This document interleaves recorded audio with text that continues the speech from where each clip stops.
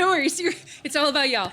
I'm the Vice President and Head of Plastic Waste and Business for World Wildlife Fund, and I am absolutely honored to be your MC for today. So, you know, we were all surrounded by plastic. It shows up everywhere, but while that can be daunting and distressing, do we want to go? We can go ahead and have our high-level speakers, high-level speakers go ahead and take a seat. Expert panelists and closing remarks, and Prime Minister Jacobs, go ahead and sit down in the front row here. Yes, please, thank you.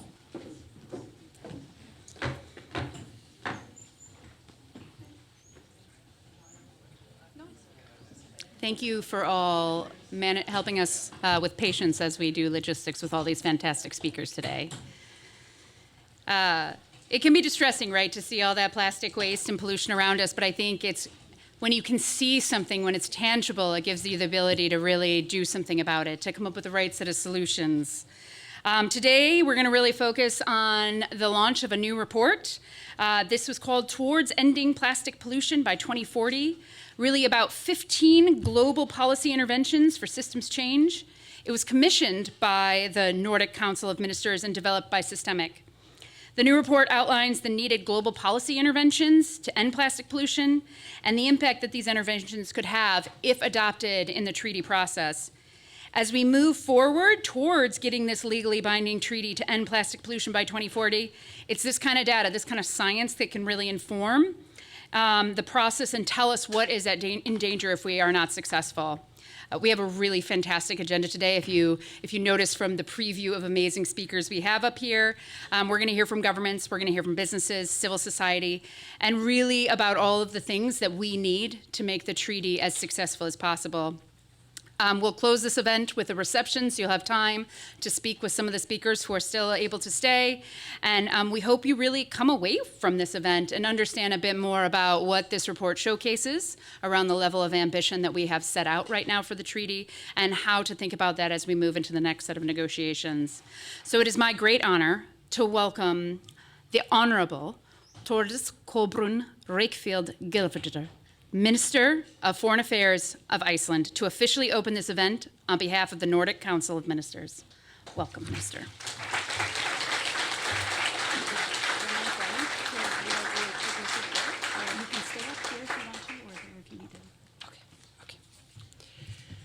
Distinguished guests, as the presiding nation in Nordic cooperation for 2023, it is my honor to extend a warm welcome to all of you on behalf of the 5 Nordic countries.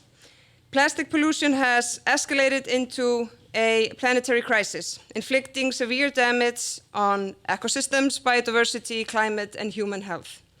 Without immediate and effective intervention, we face a daunting reality. Plastic production is projected to double in the next 2 decades, and plastic waste flowing into our oceans is expected to triple by 2040. Today, we are unveiling an analytical report that marks a pivotal step towards addressing this serious global issue. The report Towards Ending Plastic Pollution by 2040, 15 Global Policy Interventions for Systems Change, commissioned by the Nordic Council of Ministers and developed by System IQ in a comprehensive study that offers solutions to this formidable challenge. Our report is not merely an academic exercise, but a beacon of guidance. It is designed to inform and bolster ongoing negotiations for an international, legally binding instrument to end plastic pollution by 2040. For years, the Nordic countries have championed a comprehensive global agreement that addresses the entire plastic life cycle. The negotiation process presents a unique opportunity to tackle the root causes of plastic pollution and elevate international action and collaboration, all crucial in our collective mission to end plastic pollution. Due to Iceland's location, surrounded by the vast Atlantic Ocean, we are acutely aware of the dire consequences of marine pollution. Plastic waste entering our oceans can have devastating impact on marine ecosystems and lead to coastal contamination. Therefore, we are dedicated to implementing robust measures that will eliminate plastic pollution from all sources by 2040, safeguarding both our environment and human health. Our devotion extends to endorsing ambitious targets and commitments, emphasizing a reduction in plastic waste, elevated recycling rates, and the advocacy of sustainable alternatives to plastic. We also place importance on fostering international cooperation in coordination in this field, sharing best practices, promoting technological innovations, and providing financial resources to aid developing nations in managing plastic waste. Towards this end, Iceland is, for the second time, hosting an international symposium on plastics in the Arctic and sub-Arctic region in Reykjavik, taking place on the 22nd and 23rd of November. I really hope that we will see some of you there as well. And again, thank you all for joining us here this afternoon. Thank you.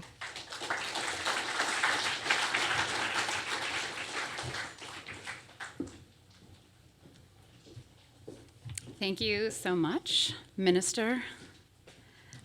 We will next hear from Espen Barth Eide, Minister of Climate and the Environment from Norway. Come on up. Thank you very much. It's such a pleasure to see all of you here.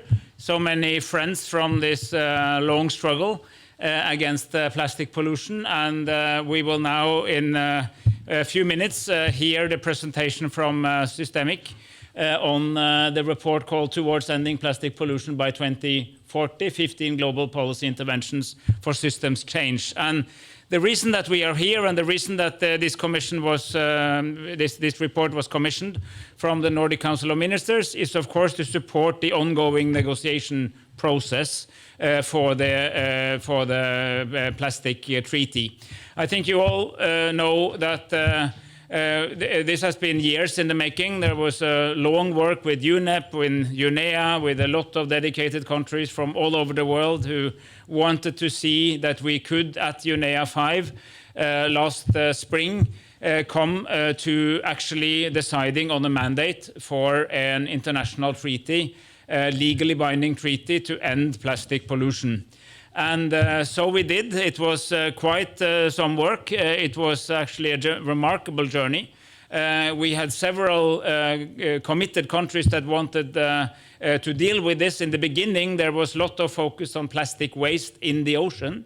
But the more people worked on it, they realized that plastic does not simply appear in the ocean by itself. It comes from land, processes on land, and you have to address the entire value chain.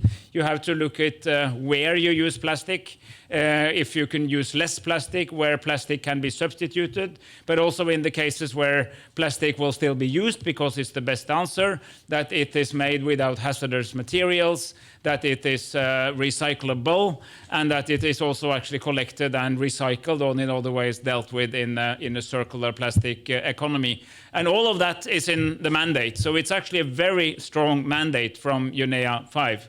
And I was very proud when, as I was the president of UNEA 5, I was very proud when we could gavel the agreement unanimously. Ingrid, you remember that emotional moment very well, with a gavel specifically made by local businesses, a local business from recycled plastic itself.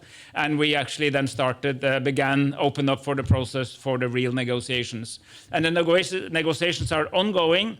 We just before summer, we had INC 2 in Paris, that after some discussions on process ended up actually coming quite a long way, and we agreed to write a zero draft.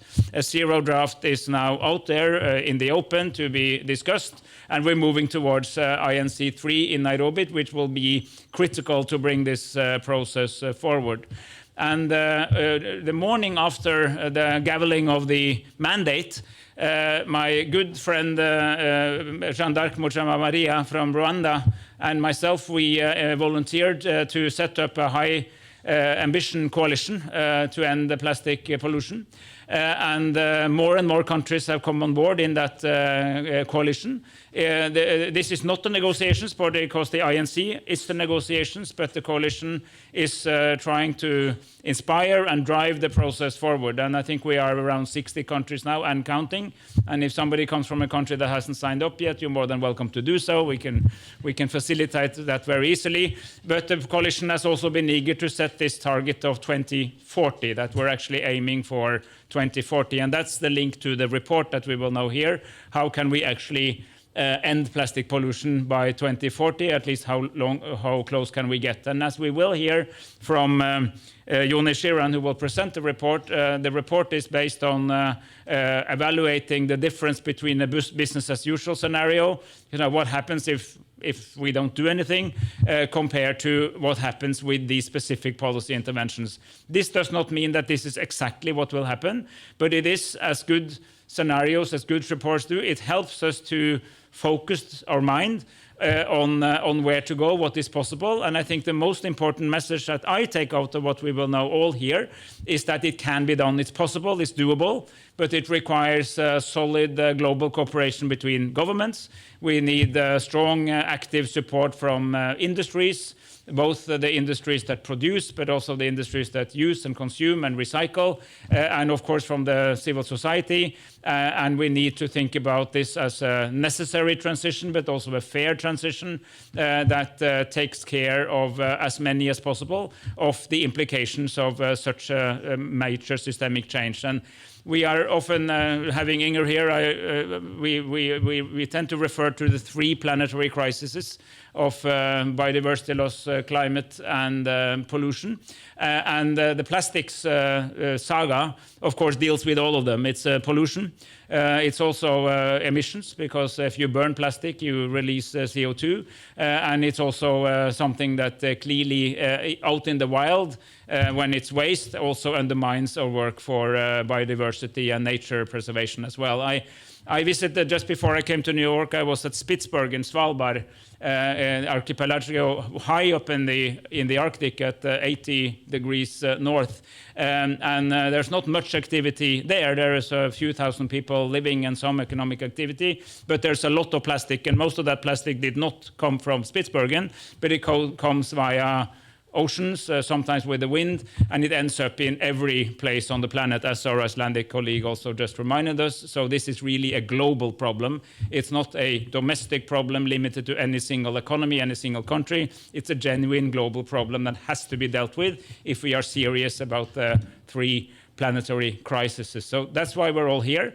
And now I would very much look forward to hearing what the report actually entails and the recommendation it comes with. And then we will take that into the work that we are doing, all of us who are engaged in the negotiation process as we move towards Nairobi and onwards. Thank you.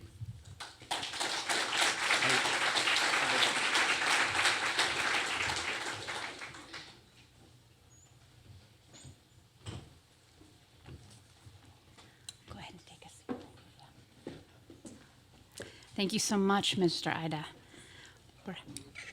All righty. And now we're going to hear from Joni Shiran. And he is the partner and plastics lead at Systemic to share the report's findings. So thank you so much.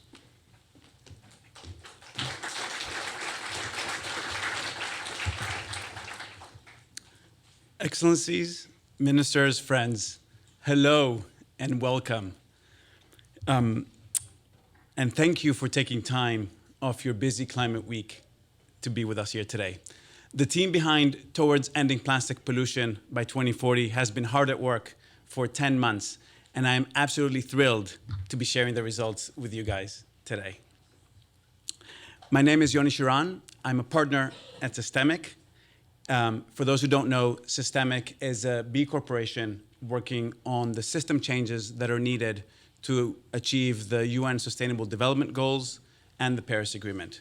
We've been modeling the plastic system for years now, and it is an incredible privilege to be working on a systemic global challenge with such momentum for change that is culminating in the treaty negotiations. Now, why did we write this report? The zero draft that just came out and the options paper before it are a fantastic framework for the treaty discussions. But those documents were not designed to quantify the economic, environmental, and social implications of the different options. And so the Nordic Council of Ministers has selected Systemic to try to quantify those economic, environmental, and social implications in the hope that this work will inform negotiators into what is the level of ambition that is needed if we're truly to end plastic pollution by 2040. So first things first, how do we define plastic pollution? In this work, we say plastic pollution is a multifaceted problem that includes all impacts and risks from the plastic value chain. So that, of course, includes mismanaged plastic waste, but it also includes greenhouse gases. Oh, yes, sorry for that. Sorry.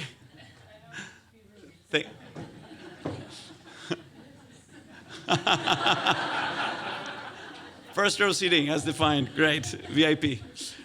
So plastic pollution we're defining as mismanaged plastic, of course, but also greenhouse gases, also impacts of plastic on health, toxicity, impact on biodiversity, the just transition. So we're really taking a broad perspective, even though not all of these elements can be quantified, and the quantification is focused on the mismanaged plastic and the greenhouse gas topics.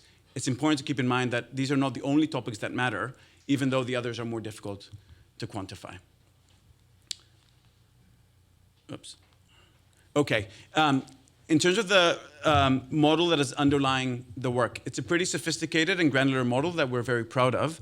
It includes all major sectors where plastic is used. So obviously packaging and household goods, but also textiles and construction, electronics, transportation, agriculture, fishing gear, microplastics. So it's a very comprehensive model.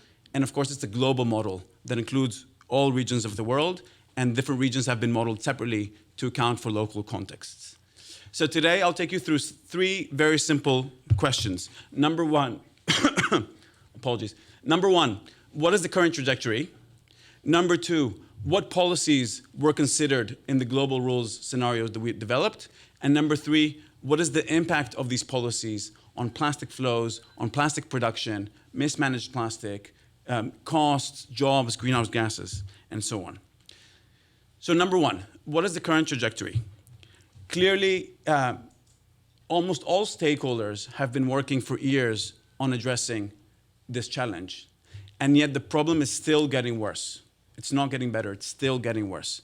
Now, the reason for that is that the pace at which the problem is growing is faster than our ability to deploy solutions today. In fact, when we try to quantify the business as usual scenario, we see that mismanaged plastic, which we define as plastic in the ocean, in the land, burned in the atmosphere, or in dump sites, this mismanaged plastic will nearly double from 110 million tons in 2019 to over 200 million tons by 2040. These are huge numbers. And the greenhouse gases that come with that will increase by over 60% in that period, clearly nowhere aligned with the Paris Agreement. So, and of course, there's many other implications on health and toxicity and biodiversity. All of these are getting worse. So clearly, this is not a scenario that any of us want. And so the question is obviously, what is the alternative? Now, when we developed the global rules scenario, we did it on the basis of thinking, what would a treaty, if it contains global rules that are legally binding, that will then trigger 15 far-reaching policies that will be implemented at a national level across the world as a result of this treaty, what impact would that have? That is essentially kind of the starting point of this work. And the policies that were included were divided in 5 pillars, as you can see here. So starting on the top right, pillar A is about reduction of virgin plastic production and consumption. And this is important because without reducing the total amount of plastic in the system, and virgin plastic specifically, the global waste management system will not be able to cope with the exponential growth of plastics. So we have to start with reduction of production and consumption. Pillar B is about elimination of avoidable and problematic plastics and chemicals of concern. This is clearly linked to the health concerns around plastic products. Pillar C is about expanding safe circularity via reuse, durability, recycling.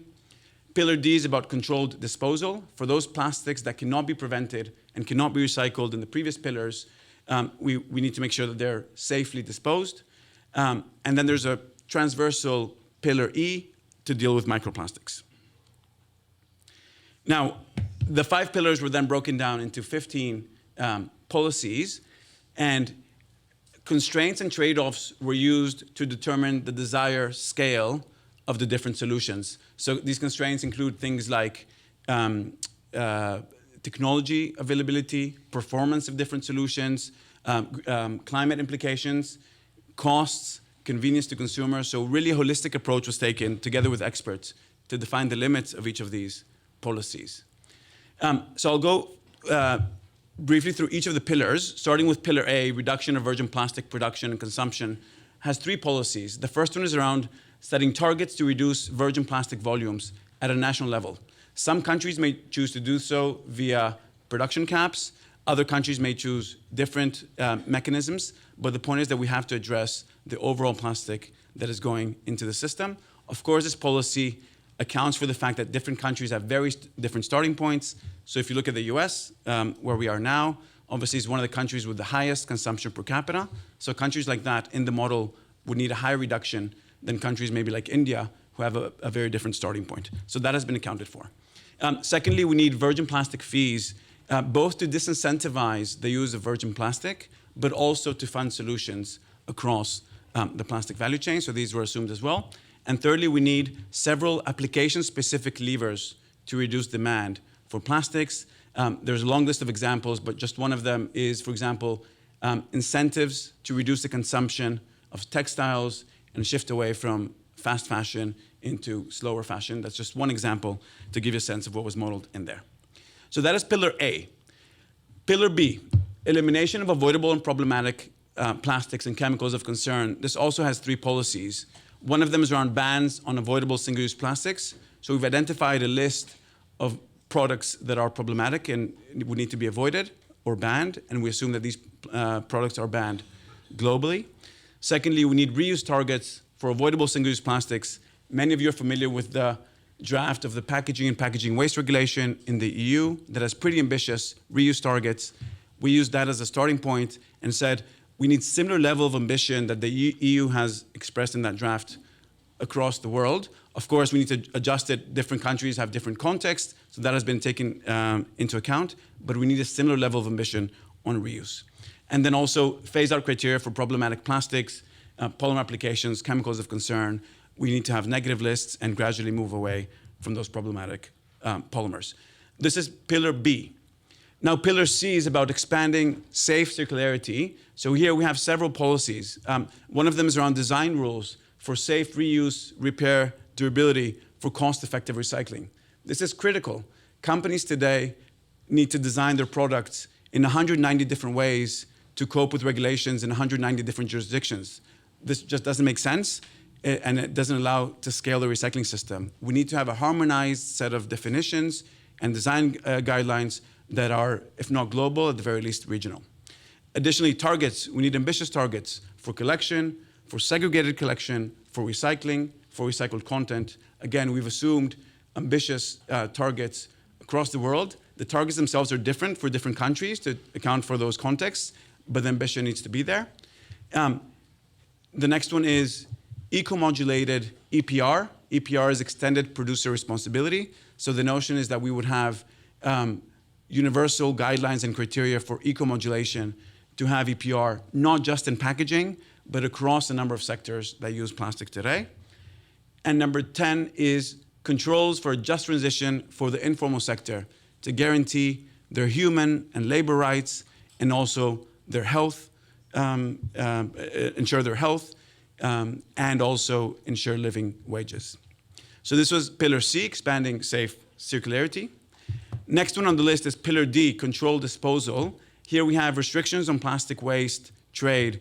So essentially, the requirement here is that plastic waste that is traded today from high-income countries to low and middle-income countries would have to decrease significantly, and high-income countries would need to find ways to deal with their waste either locally or regionally, but not continue exporting it to low-income countries where sometimes it is lost to the environment. We need standards on the controlled disposal of waste that cannot be prevented, and mitigation and removal programs for legacy plastics that are already in the environment. That is pillar D. And the last one is the transversal pillar around microplastics, which includes both upstream measures, such as banning the intentional addition of microplastics into products, such as personal care products, but also design requirements for microplastics and performance requirements for things like tires and things like paints and so on, but also downstream measures for microplastics to ensure that those that have been released can be captured and to minimize the risk of leakage into the environment. So I think we can all agree this is a pretty comprehensive package. It's a pretty ambitious package. Each of these policies have been modeled in a pretty ambitious way. And as you can see, it covers the entire life cycle of plastics. So what is the impact if we did all of this? I know it's not easy, but if we can imagine if we did all of this by 2040, what would that lead to? First and foremost, according to our analysis, it would decrease mismanaged plastic waste by 90% relative to 2019, which is obviously a significant reduction. In addition, we would have over 180 million tons of plastic that is reduced or eliminated. So this is plastic that was never made, thanks to things like reuse and refill and dispenser and a whole host of new delivery models that would be scaled if this set of incentives were put in place. But it also has a 7-fold increase of our recycling system globally. What else? Virgin plastic would be reduced by 30% relative to 2019 and by 60% relative to 2040. So a pretty significant reduction of virgin plastic. Of course, if you look at total plastic, so including recycled content, there's an increase of consumption of 9%. Some may argue that is not ambitious enough. I would say that given that the world is expected to add 2 billion people by 2040, and given that with economic trends, especially in the global south, plastic consumption per capita is growing fast, I think a 9% growth in that time period, given those circumstances, is a pretty ambitious target. What else? Greenhouse gases. We're obviously in climate week, so we can't ignore greenhouse gases. The good news here is that this scenario would lead to a 40% reduction of greenhouse gases relative to business as usual. The not so good news is that it still has flat greenhouse gases, which is clearly not aligned with the Paris Agreement. So we'd have to do more on the greenhouse gases.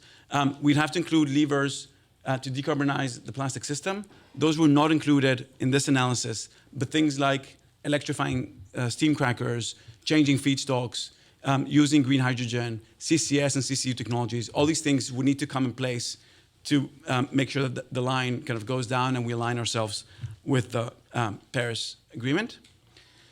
In terms of economics, so we estimate a financial saving of $200 billion for the public sector globally, cumulatively, from now to 2040. And that is driven mostly by the fact that if there's a lot less production of plastics, then there's a lot less waste to collect and manage, and that would save money to public sector.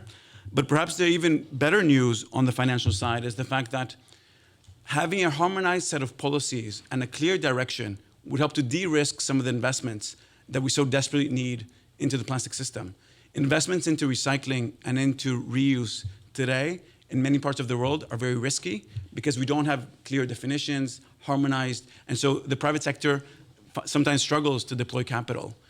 If we had the global rules scenario, we estimate that a lot more private sector capital would flow in, and we estimate that 90% of the injection of capital would come from the private sector, but this would be enabled by policies, by ambitious policies, and by clear direction and a clear vision set out by these policies.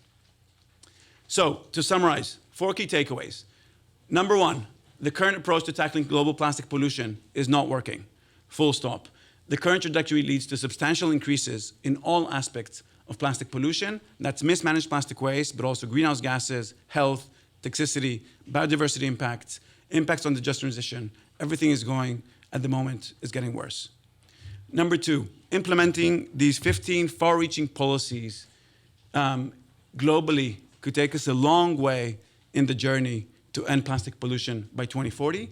It could reduce mismanaged plastic waste by 90% and reduce virgin plastic by 30% relative to 2019. At the same time, these are not enough because it's not eliminating all of mismanaged plastic waste. It is not aligned with the Paris Agreement. It does not deliver on improvements on health and biodiversity, and it does not, ensure a full just transition. So the global rules scenario would have to be a starting point on which we would have to build additional levers to make sure we're addressing all the topics. And finally, the fourth one is the conclusion that we therefore, to end plastic pollution, the INC negotiations will need to be even more ambitious than what the global rules scenario is showing us. And for me, if I try to put it all together, I think the key finding for me from this analysis is the fact that most member states want to end plastic pollution by 2040. That is the claimed target. But at the same time, the control measures that are being put forward by many member states are not ambitious enough to deliver on that target. So I think looking at the global rule scenario, which I think is more ambitious, sometimes far more ambitious than what some member states are proposing, and yet even the global rule scenario does not deliver ending plastic pollution by 2040. If we're serious, and if member states are serious about ending plastic pollution by 2040, I think this is telling us that we need to increase the ambition level. Now, the good news is the zero draft has all the ingredients that we need for system change. It's a matter of making the right choices within those options to deliver this vision. And I think the last thing is to say this is a once in a lifetime, or once in a generation at least, opportunity. There's not going to be another treaty. So with that, thank you very much. If you want to see the report, we've left QR codes on your chairs, and of course, it's on the website. I've left my email there as well. It's maybe a bit hidden, but you can find me afterwards if you have questions or comments. Thank you.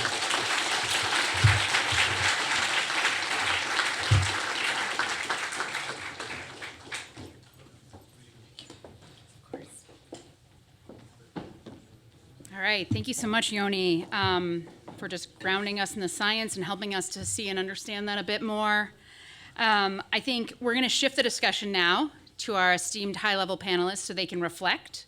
They can talk about the importance of global rules for helping us to deliver on what we set out to do in March of 2022, that illustrious moment, that we all just aligned that we needed to stop plastic pollution. So I'm very honored to begin these remarks with Inger Andersen. She is the Executive Director and of the UN Environment Program, and she's going to speak about the report's key insights and the importance of common global rules, and has been just a constant champion of ambition around this treaty thus far. So come on up, Inger.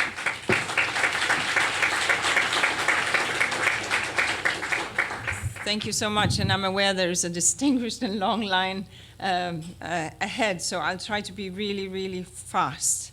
But thank you for another yet, insightful report. I think the more we begin to understand and unpack this, the better we will be at solving the problem. You will all have had, I hope, the opportunity, and Jyoti Mato-Philip is somewhere in the audience.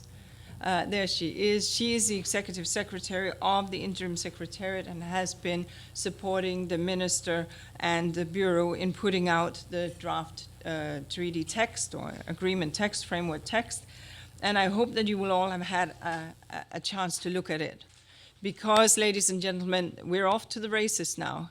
It's no longer theory, it's real, and the text is on the table, and that text is where the negotiations will begin. It may not be where they end, but this is the beginning. So please, at this point, it's really important that we focus on the text, and as the head of UNEP, it's very critical that everybody gets to that.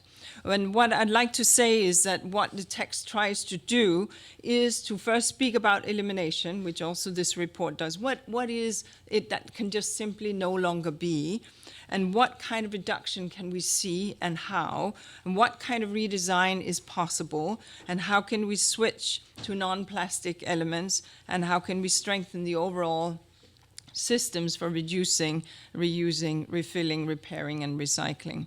Now, it is my contention that the text has all of these elements. It targets primary polymers, it targets chemicals of concern, it targets problematic and avoidable plastic products, and it looks at what does just transition look like. It looks at the imperative of waste management. It looks at emissions and releases, and it looks at cleanup of legacy plastics, and all of that has to be part of an agreement. It also looks at financing, capacity building, technical assistance, and technology transfer for developing nations. And all of that, too, has to be part of an agreement.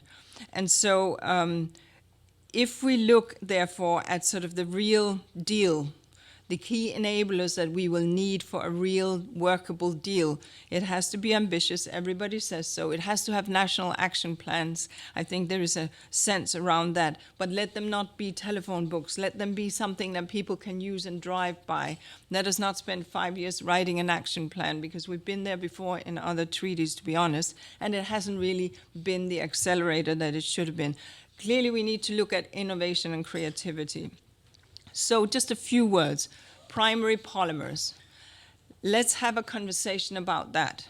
If we want to create value for recycled content, one gear lever you have is looking at primary polymer and reducing that to bring value to recycled content. Another gear lever that you have is legislating recycled content as part of your package. But you gotta look at how you get the recycled content back in. And let's also have a conversation about the understanding that in most of the global south, there is no, we don't have garbage collection.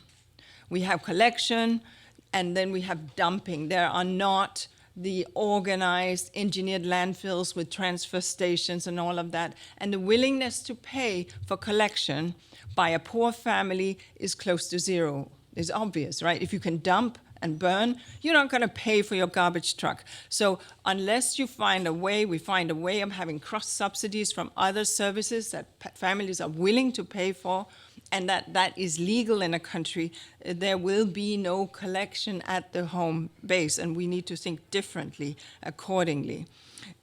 So chemicals of concern I mentioned.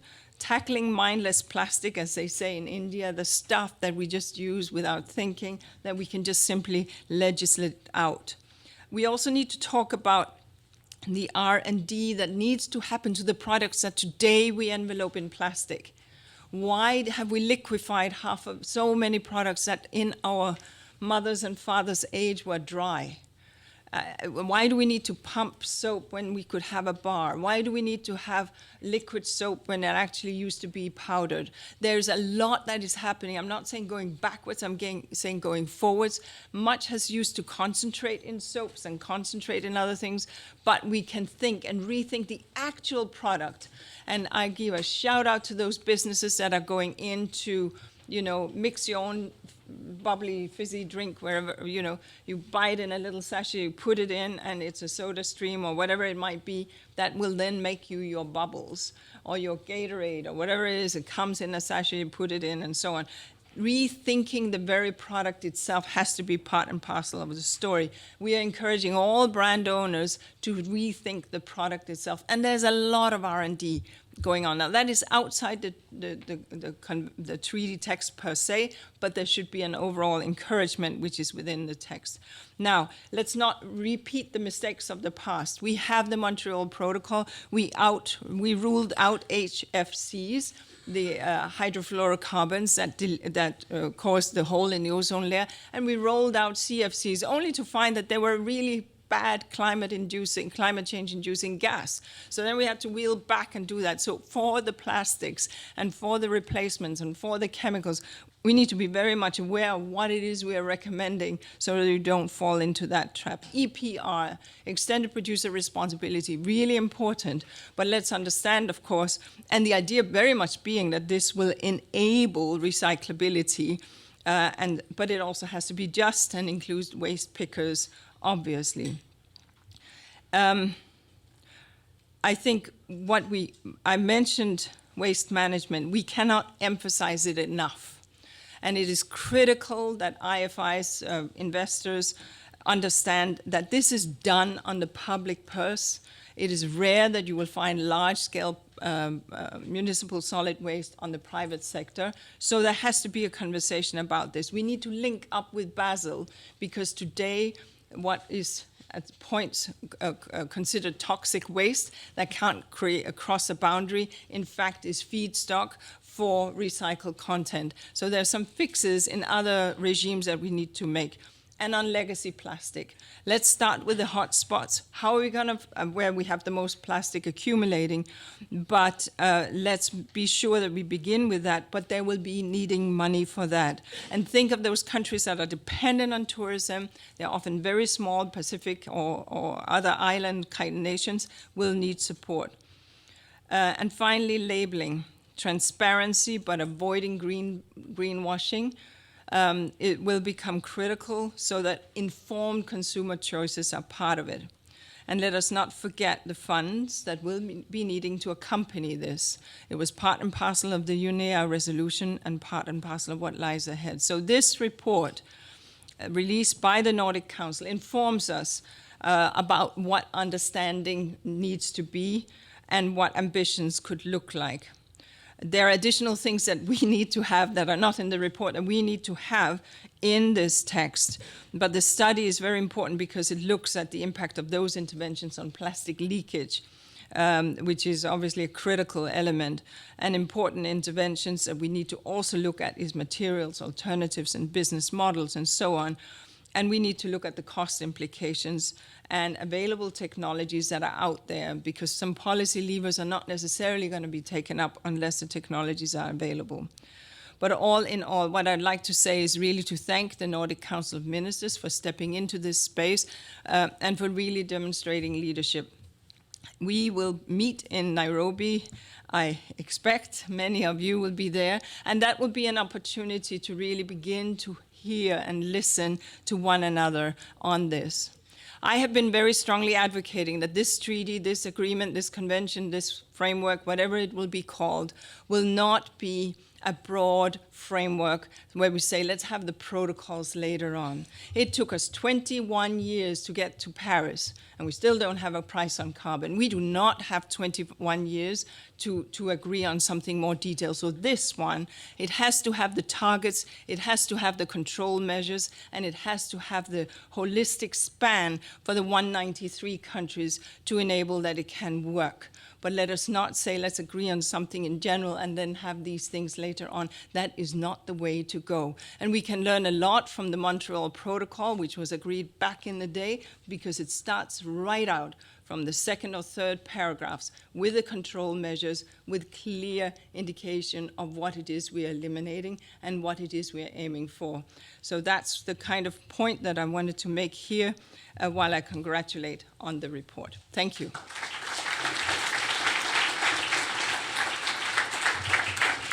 Thank you so much, Inger. And I know we're running a little bit behind, so I'm going to encourage a little bit of brevity in all the speaking remarks. Appreciate it.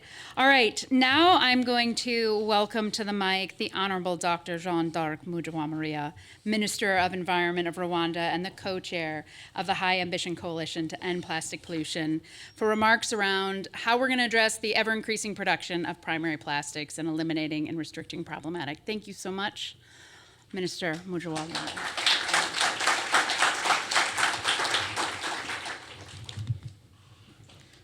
Thank you very much. Excellencies Inger Anderson, Commissioner Virginius, all protocol observed. Good afternoon. Today marks a significant momentum in our collective efforts to address one of the most pressing environmental challenges of our time, plastic pollution. When I look at the plastic pollution everywhere, even here in New York, I start asking myself, what happened to the human being to arrive to this horrible stage? A stage that is driving us to self-extinction if we continue to do business as usual. Let us remember that there was life before plastic. There was life before plastic. So what happened to the humankind? So we have gathered here for the Nordic launch of the Towards Ending Plastic Pollution by 2040 report, a document that not only outlines the gravity of the issue, but also offers a roadmap toward a more sustainable future, free from plastic pollution. It is a crucial milestone in our journey towards environmental sustainability, starting from the primary plastic. First, it outlines the dire consequences of inaction by projecting a business as usual scenario that shows catastrophic growth in global plastic pollution.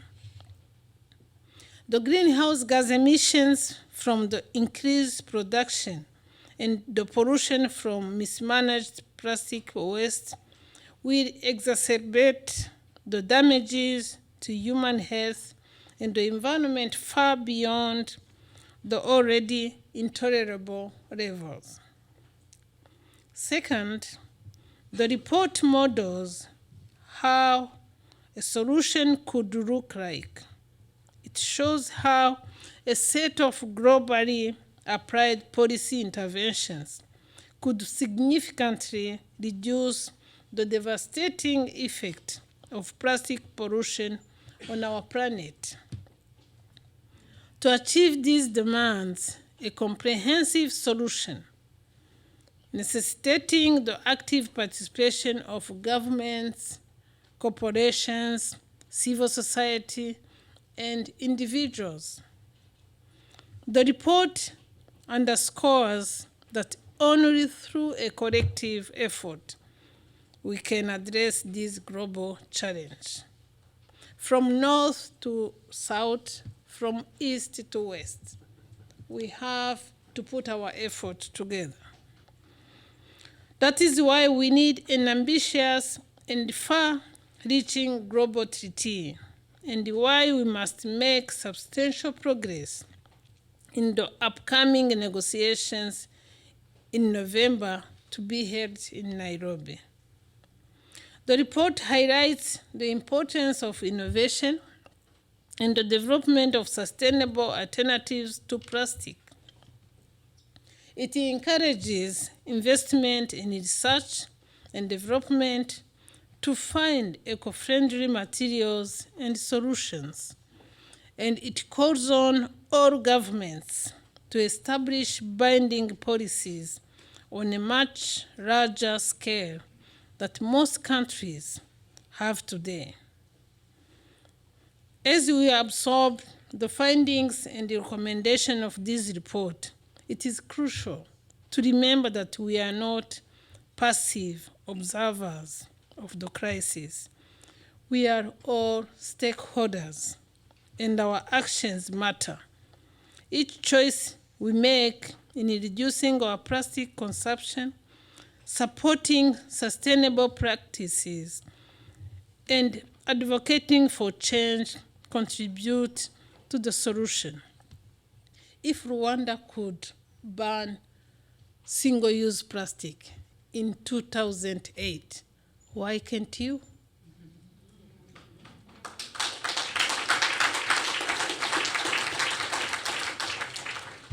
You cannot find a single-use plastic in Rwanda because we were bored to take that decision, because we remembered that there was life in Rwanda before plastic.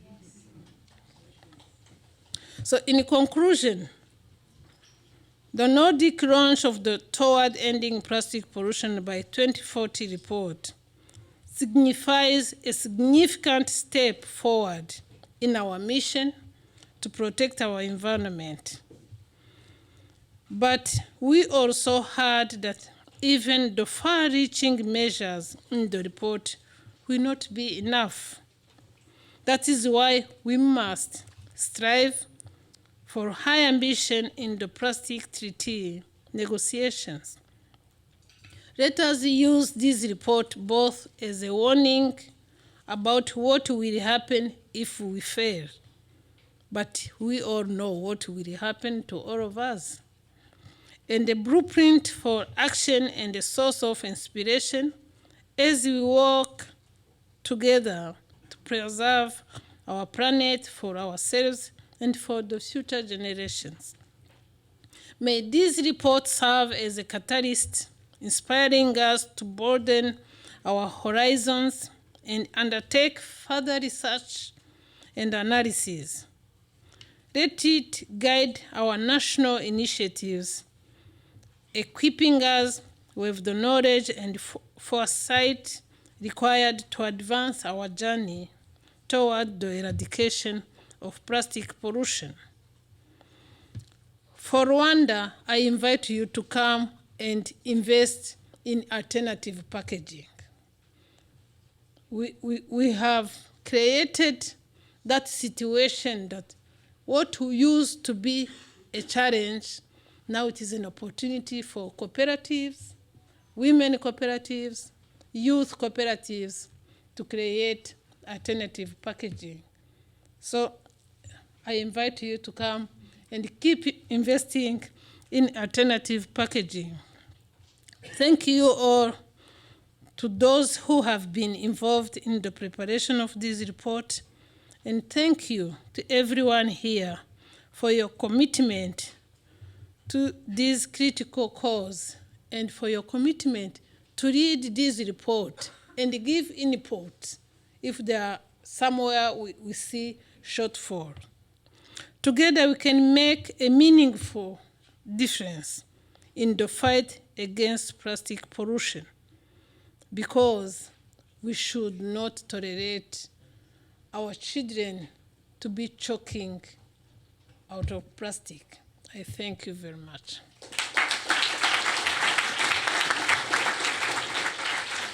Thank you so much, Minister Mujawamarira. We appreciate your comments and your leadership. All right, I'd like to introduce His Excellency Virginijus Sinkevicius, the European Commissioner for the Environment, Oceans, and Fisheries. Commissioner, the mic is yours. Thank you very much, dear Excellencies, dear colleagues, dear Inga, dear guests. It's, of course, my pleasure and privilege to be with you today. And I've heard many calls for global action to end plastic pollution by 2040. But I think it's truly the very first time that anyone has looked at the detail of what needs to be done to achieve that ambition. And thank you for an excellent presentation, and thank you for the excellent job that you have done. So, first of all, of course, thank you for the Nordic Council of Ministers for commissioning this report, and then, of course, Systemic for delivering a product with concrete figures and, of course, a perfect timing. It's a product that I think we all should study very carefully before we enter third round of negotiations in Nairobi. And I'm relieved to see that the study confirms one thing we've strongly suspected. Action must be taken both up and downstream. And this should be done globally. with measures that are legally binding. In the words of the report, there is no viable alternative to the global rules scenario. And honestly, I don't see a way around it. So I wholeheartedly welcome the findings. The EU will continue promoting that line, as I now see other viable alternative to the issues that we are facing.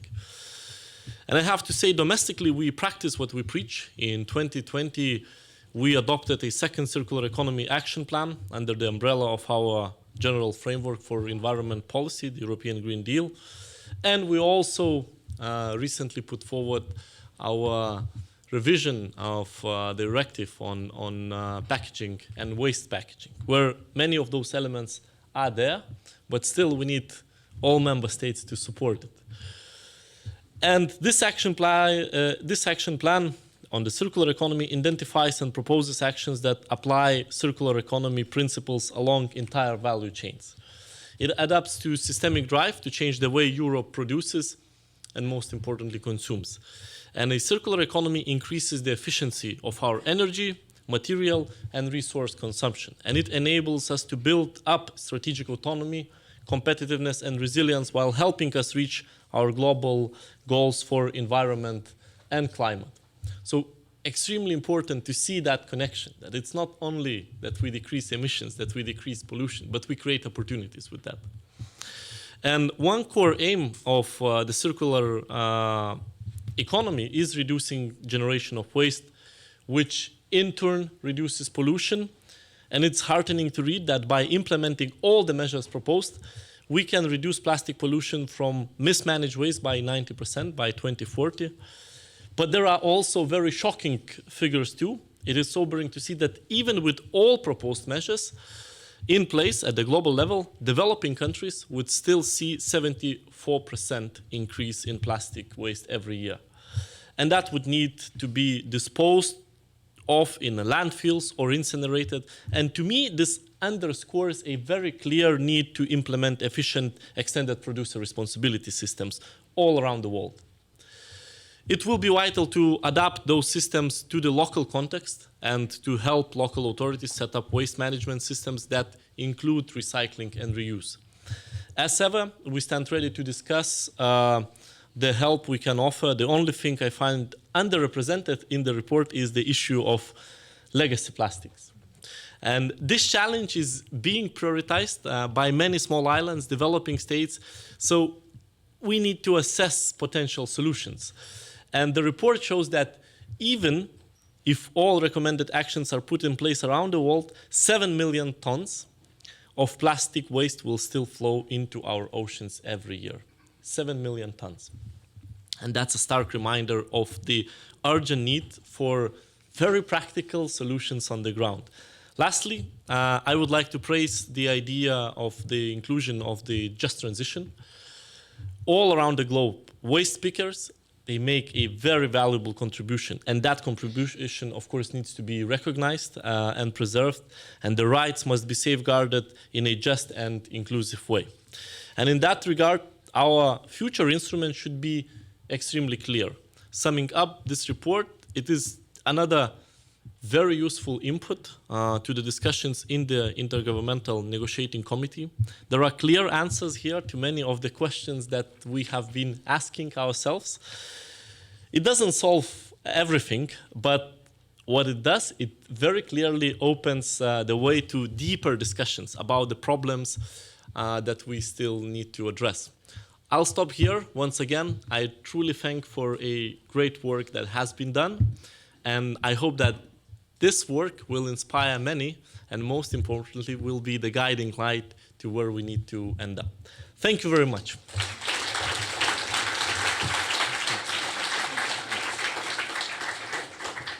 Thank you so much, Commissioner. It is great to hear how science can really drive policy and have policymakers think through and solve problems.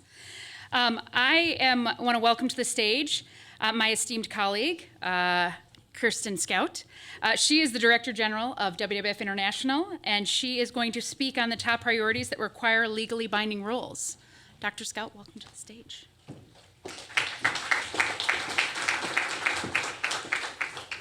Thank you very much. And I really, really want to congratulate and thank the Nordic leaders for getting us all here together and for initiating this incredibly powerful report. I think there are 3 key learnings that we take away from this report. First of all, ending plastic pollution is possible. We all just saw the figures that are shown in the report. It is possible to do that, but it does mean that we have to really step up on our actions. And it is it's in a lifetime opportunity to do so. Number 2, the specific common binding global rules are absolutely essential for reaching the targets that we are all aiming to achieve. And without establishing such rules, the treaty will fail. Number 3, the measures analyzed in this report really are not enough. The report is a wake-up call for all of us to dial up our action even more. 90% of the ocean species are already infected by plastic pollution. That's going to triple by 2040 if we do nothing. And that's just talking about biodiversity. We've spoken already a lot about health. It's impacting our own bodies. It's going to impact our children's and our grandchildren's bodies. And that is an absolute disaster if this is going to continue. So I think the report really clearly shows that there is a huge opportunity to tackle this. The recently published Treaty Zero draft represents a crucial step forward, we think, and a milestone in the international community's efforts to end plastic pollution. But it also points to the greatest challenge ahead, which is ensuring that the final treaty contains all the necessary binding obligations across the entire life cycle of plastics to make this treaty effective for its purpose. More specifically, as a priority, the Plastic Pollution Treaty needs to target the following global rules. It needs to phase out all unnecessary plastic products that pose a high pollution risk, and that includes single-use items and excessive packaging. And number 2, the treaty must establish binding and specific design requirements for plastic products. Finally, we need a treaty that establishes global equity in the plastics value chain. So producers must be held accountable for the products that they put on the market, but also countries that are at the other end, that are at the receiving end of plastic pollution, must be given the chance to globally regulate the products that finally end up on their beaches, on their dump sites, or on their drinking water. So I'm going to keep it short and really again say that the report and the event today, why we're all here together, sends a clear signal to the negotiators that all are going to meet in Nairobi in November that it's time to significantly increase our ambition on plastic pollution, and that we really, really need the global binding goals and rules. Otherwise, we're never going to get there. It's a once-in-a-lifetime opportunity. Thank you very much.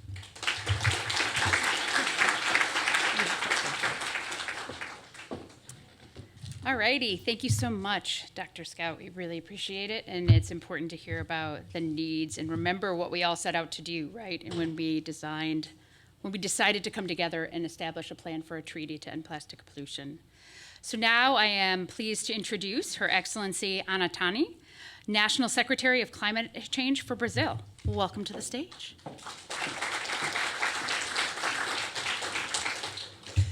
Good afternoon. It's an honor to be here representing the Brazilian government. I want to first of all thank the Nordic Council for organizing the meeting and to invite us. Thank you also for the report. As was said, I'm sure we'll have the negotiations and the discussion coming to another place after this report. And also for the leadership of the United Nations on this respect has been a real leadership throughout the year on getting us where we are at the moment. You would be surprised, but in Brazil, the ones that are wanting the plastic negotiations to go further are not environmentalists, although they wanted, and they wanted a lot. But the ones that are really pushing the Brazilian government to go further is the waste pickers. It's for the waste pickers that, and as you probably know, President Lula has the waste pickers one of a key priority for Brazil. They are the ones that complain and complain how plastic makes their life so hard. And I think plastic is a really interesting issue because we all dealing with so many issues, climate change, obviously all the sustainable development goals, but plastic talks to almost all of them at the same time. Therefore, taking into account and having an agreement under the auspice of the United Nations on what can do for us to look at plastic in terms of its production, consumption, and obviously disposal is absolutely vital to deal with both climate issues, health issues, consumption issues, many of the issues that we needed to tackle. So in terms of Brazil, what can we do? And I know we know what can we do in terms of Brazil. First, Brazil is totally committed to fight climate change. President Lula today is just telling at the United Nations about our commitments in terms of even increasing what we can in terms of what Brazil can do to change and combating climate change. For that, we have put now, in terms of our next NDC, oceans, and within oceans, fighting plastic will be a key issue in terms of adaptation that we'll have. So one thing that you can take into account for Brazil is having ocean for adaptation and mitigation, in which plastic is one issue. Secondly, we will take the lead from the waste pickers. They've been extremely helpful in helping us also to look at national legislation, and we wanted to congratulate Rwanda for what you have already achieved and taking your leadership to see what legislations we need to pass nationally to look on those issues. Thirdly, Brazil is very enthusiastic of putting forward substitutes for plastic. So bioeconomy, nature-based solutions, other products that we can put that can substitute and have a win-win situation, both for climate, for nature, as well as for the well-being of the people and producers, is a priority for Brazil. And fourth, last but not least, you can count with Brazil in joining the international community to do its utmost to successful ending of the negotiations for a meaningful negotiations on plastic for 2040. So looking forward to working with all of you. Thank you so much.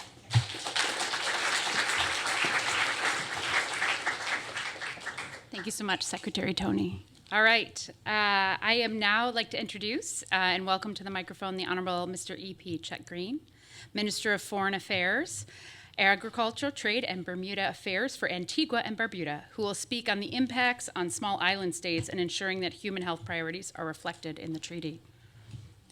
Welcome.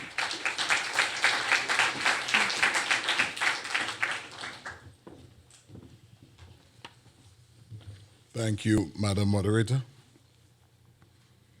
Let me, as a matter of course, add my voice to the preceding speakers in commending the Nordic Council of Ministers once again for showing leadership on a most important global issue.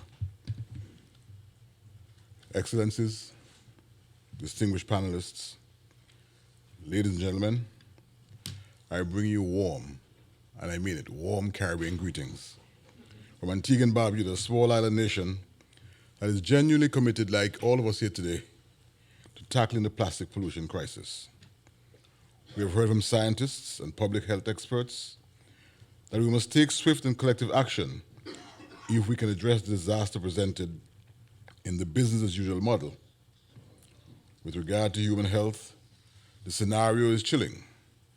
We know that toxins in plastic, including endocrine disrupting chemicals, are likely or linked to infertility, diabetes, prostate and breast cancers, thyroid problems, and increased risk of cardiovascular diseases and stroke. On that score, we can all, I'm sure, agree that we have no time to waste. In Antigua and Barbuda, we have made legislative and policy interventions to prevent the leakage of some forms of single-use plastic. This has taken significant government investments, and with generous assistance from our friendly nations, friendly partner countries, a few of you who are here today. We have made a start, but we need to take it further. The plastic pollution crisis, much like climate change, to which we have contributed the very least, is one where small island developing states like Antigua and Barbuda remains most affected. For these reasons, I am pleased to join this panel today for the launch of this extensive, insightful, and far-reaching report. Antigua and Barbuda is aware of plastic's tight hold on our daily lives, and we also know that it will take a broad range of ambitious policy interventions taken by those of us who are plastic-producing countries and those of us who are plastic-importing countries to halt the possibly reverse, the impacts that our people stand to face if we continue with business as usual. The report is commendable in this aspect, as there is respect for the vast differences in local contexts throughout the 15 policy interventions. Some interventions will look quite different in Rwanda than they would in Antigua and Barbuda, and still different when applied in Iceland as compared to Brazil. We must therefore ensure that the Plastics Treaty contains the obligations and interventions relevant to our populations. Also, we need to ensure that there is requisite support for SIDS and other developing countries to transition towards comprehensive systems of change. We owe it to ourselves, but more so to future generations. I'd be remiss if I did not mention the impact existing marine plastic pollution already has on small island developing states. We are firmly of the position that these treaty negotiations must include substantial articles on legacy plastic to include remediation to ensure that our fisheries industries and coastal communities remain safe and resilient. In conclusion, the report details that over 3,200 toxins in plastics are proven to have significant adverse health impacts on our bodies. This underscores the bottom line reason for Antigua and Barbuda's commitment to ending plastic pollution, the unacceptable consequences of exposure to these products on human health and environment. We must all consider this and work towards the highest possible ambition in the Plastic Treaty and our national and local jurisdictions. Again, allow me and permit me to applaud the Nordic Council of Ministers, the authors and other contributors of this report, for yet another robust tool to deepen our understanding of the work ahead as we negotiate the Global Plastics Treaty. If it pleases you, I thank you.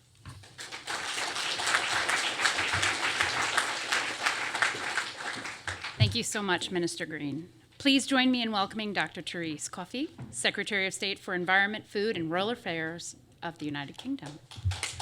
Dr. Coffey. Well, it's very kind of you to have me here today, but first of all, like everybody else, thank the Nordic Council for bringing us together, and also the interesting research. I did a PhD in chemistry, and I'm very conscious that plastic, the reason it's lasted is because it's flipping good. And the challenge is, how do we replace it? And as a politician, much as we will ban things, and we actually introduced our virgin plastic tax, but if you've got, I think it's 30%, that isn't recycled, you pay money. We actually generated about $350 million in the first year that's just happened. And it's actually, sadly, more than we were expecting to take in. But I have been speaking to CFOs or sustainability vice presidents, and actually, some companies are would rather pay the tax, the CFO, I should say, because it's cheaper than what they're trying to do. I'm really looking forward to listening to to the experts, I should say, who can actually make these changes in what they do. And I think one of the things that I'm conscious about is that, of course, we all know the reasons why we have to tackle plastic pollution. But I don't think we should beat ourselves up all the time. COVID, I think, had a massive impact. How people were able to still use products. I still find it pretty horrific walking around New York City of how much stuff is coated in plastic. And it's done in the name of really about how something is still clean. And we need to think that through, but try and get beyond that. And I was somewhat mocked when I came back into the department by saying I was going to get back into the habit of recycling, using reusable cups. And again, we've got out the habit. So I'm really looking forward to what industry is going to say about how they are going to make us kick the habit as quickly as possible. But coming back to the treaty, I know that there are some countries who are concerned about the legally binding element of this and perhaps peddling a bit more slowly than we would like. And we have seen where it works, where we have legally binding treaties. We know it works. But that's why I think we still have to be generous, and that's why we will continue. I appreciate, Inga, you'll want us to work at pace on these plastic action plans, but we will still provide money, as we've done to certain other countries around the world, because not everybody is starting from the position that we are in. So we need to help that get on the journey, because people want to get there. They want us to be able to achieve this. But at the moment, what they don't want to be is lectured about why and how they should do it. And I think it was really powerful what you just said earlier, Jean-Marie. So in terms of the UK, we absolutely do want a legally binding treaty. We are thrilled by the first draft of the treaty that was published 2 weeks ago. We're keen to see in November the comprehensive discussion on the zero draft, a mandate for the chair to produce a second draft for the fourth phase of negotiations, and a mandate for intercessional work, so that we do get on with this and get that ambition that the High Ambition Coalition is really trying to help accelerate. So we're not complacent about the hard work that we need to do together, frankly. I'm delighted that UK and Brazil, we are co-hosting informal technical dialogues on plastic polymers and chemicals of concern, and that allows us to draw expertise around the world. And I'm hearing different countries, of course, contributing towards this. So we do need to find that common ground quickly.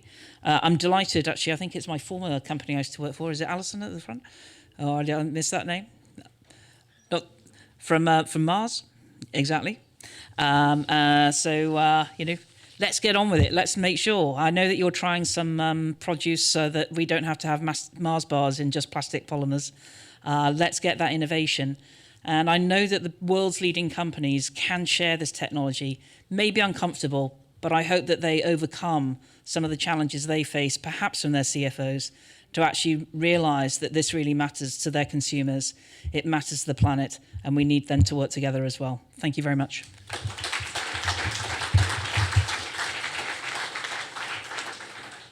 Thank you so much, Dr. Coffey. All right, I would like to welcome to the stage His Excellency, Timo Jähtinen, State Secretary, Ministry of the Environment of Finland. Minister.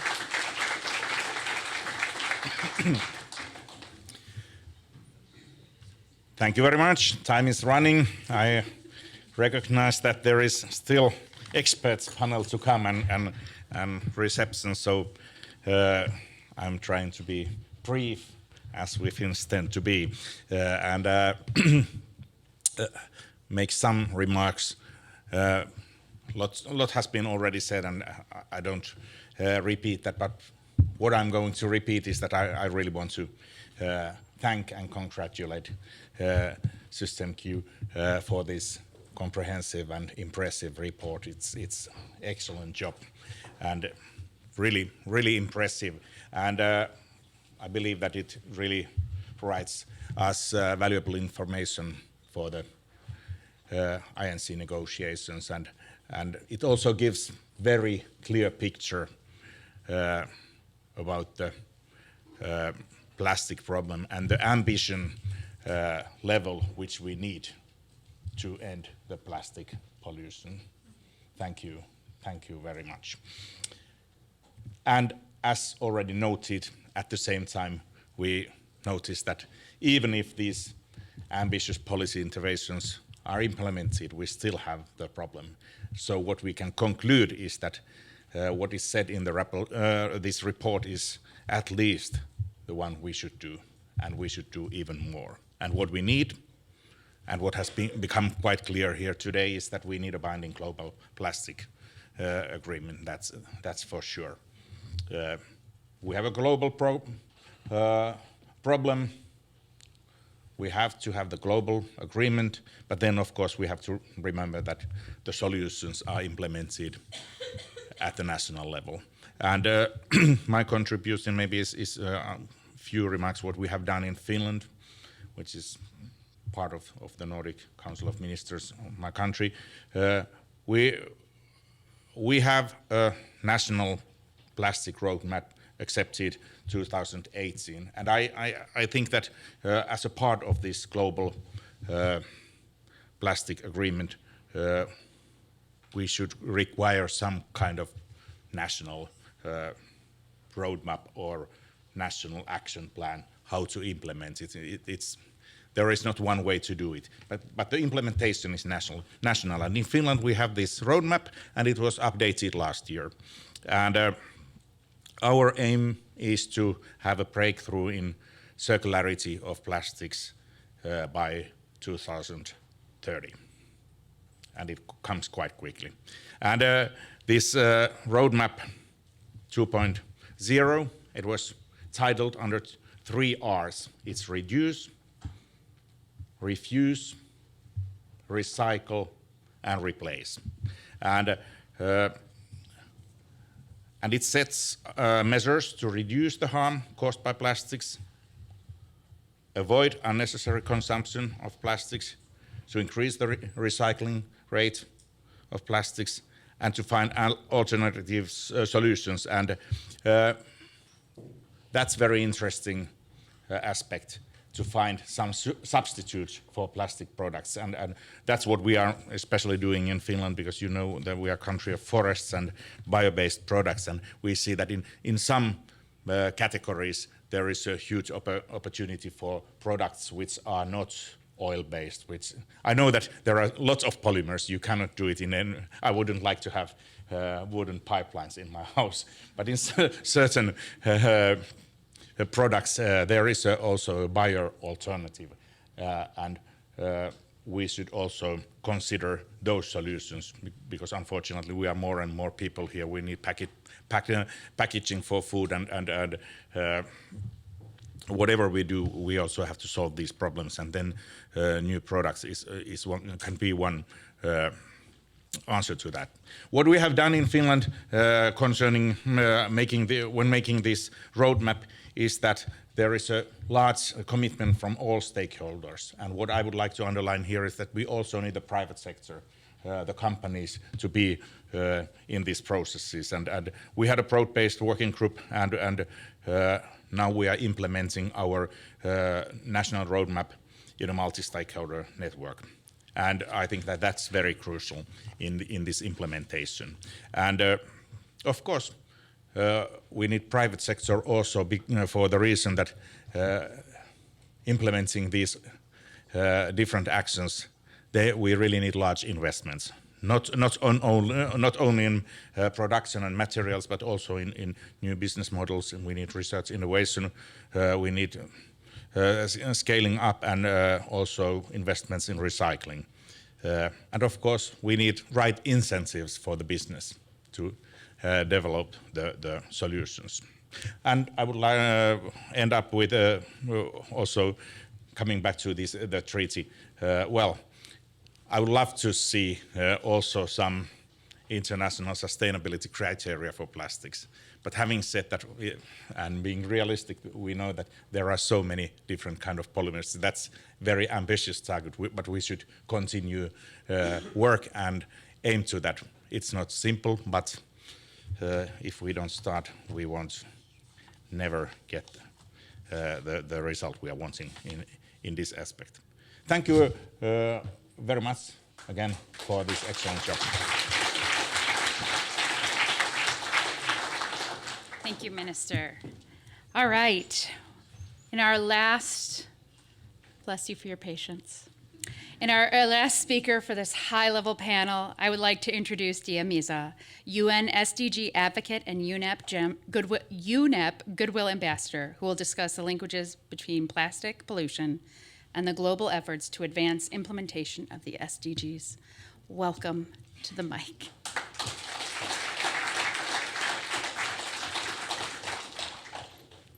Thank you so much, and I am so grateful to the Nordic Council for giving me this opportunity to be a part of this conversation.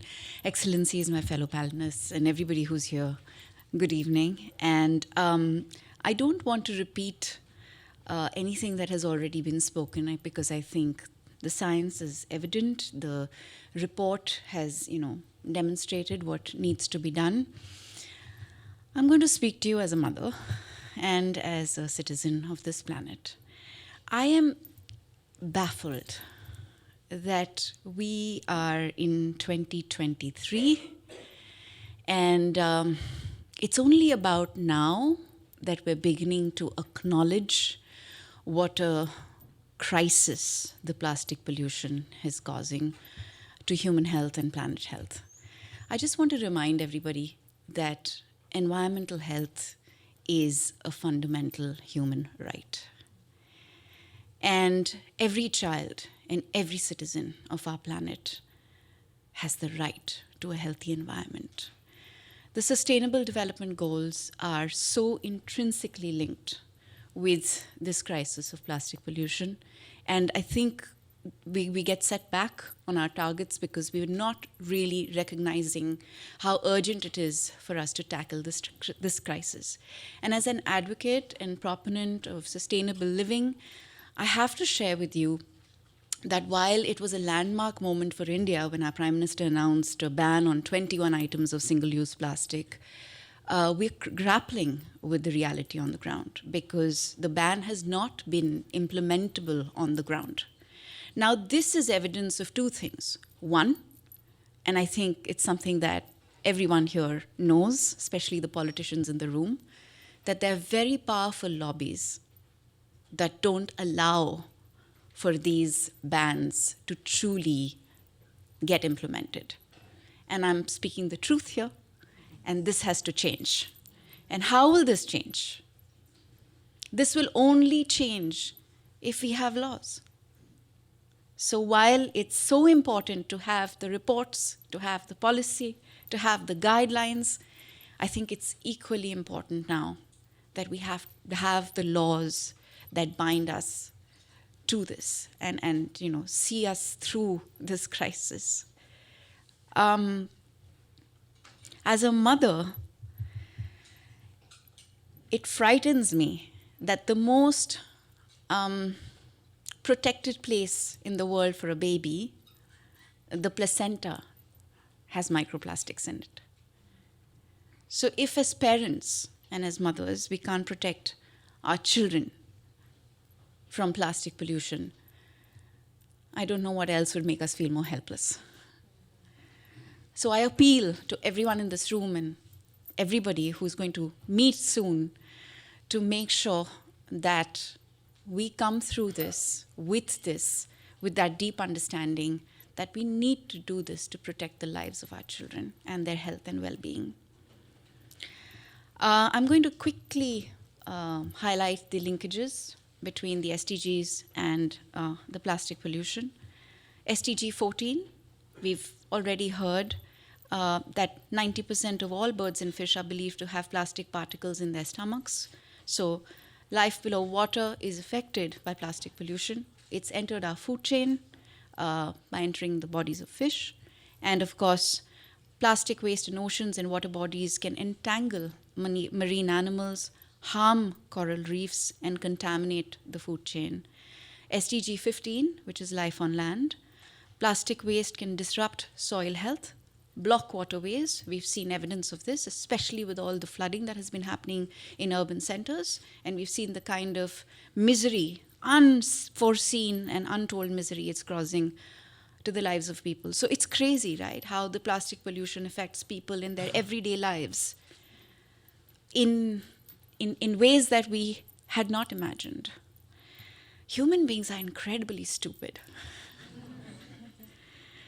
Yeah, imagine we are the only species that creates waste that is toxic and harms other beings, including ourselves, and is killing us. So we are stupid. But enough about that. Let me get back to life on land. Combating plastic pollution is crucial to achieving SDG 15, which focuses on protecting, restoring, and promoting sustainable use of terrestrial ecosystems. Plastic pollution is an impediment to living in harmony with nature. SDG 3, I shouldn't have to tell you how connected plastic pollution is with good health and well-being and we've all heard, right? Endocrine disruptor, cause of cancer, stroke, heart ailments, and the fact that it's reached the placenta, and of course, even the bloodstream of babies.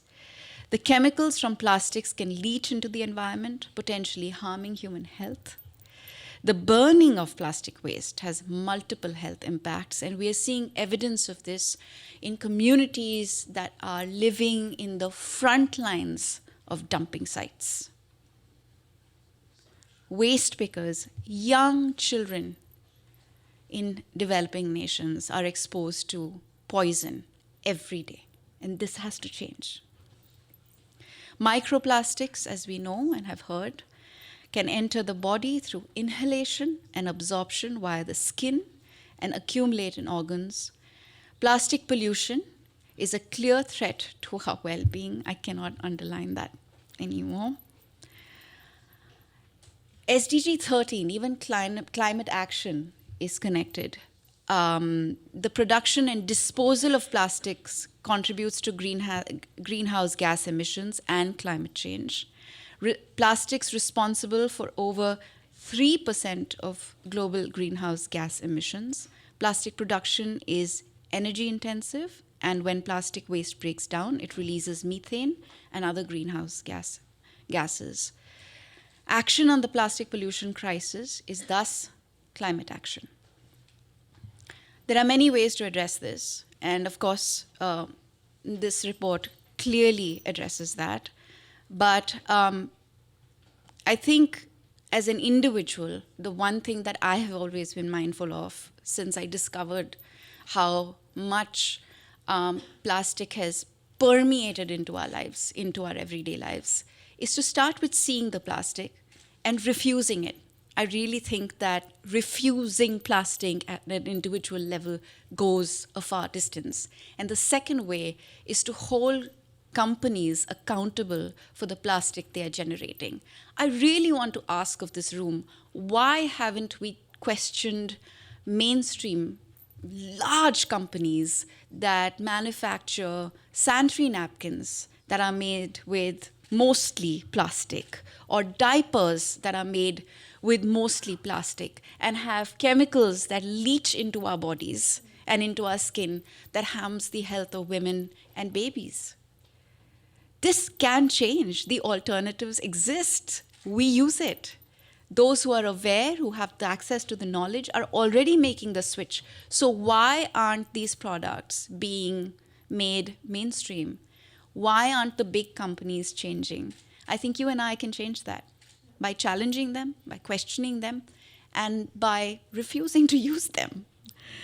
I'm going to end this very quickly by saying that there are several other SDGs that get impacted by plastic pollution. And I think if we actually just started to pause and ponder and think about it, we'd find those connections.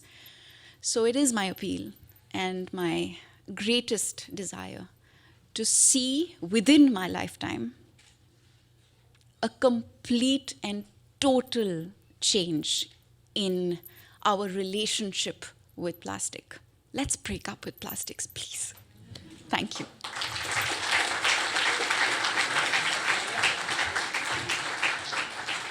Thank you, Goodwill Ambassador Lisa. All right, I am going to do a quick changing of the guards. We are going to let our high-level speakers, thank you, Inger, head out, and we're going to welcome to the stage Her Excellency Silveria Jacobs, Prime Minister of Saint Martin, to give us a few quick remarks. I just want to give a round of applause for these fantastic speakers.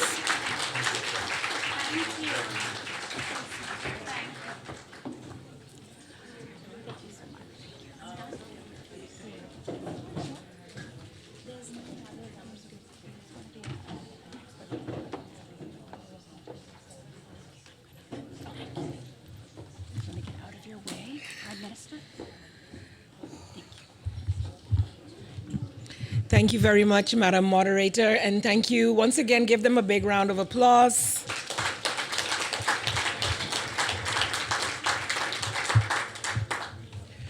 Seeing the number of persons in the room, I can tell that there is commitment to the cause. First of all, let me say thank you to the Nordic Council of Ministers for this report, for bringing all of these stakeholders here, and for including me. I am St. Martin's Prime Minister. Most of you may not even know where that tiny country is, but we're part of the Dutch Kingdom.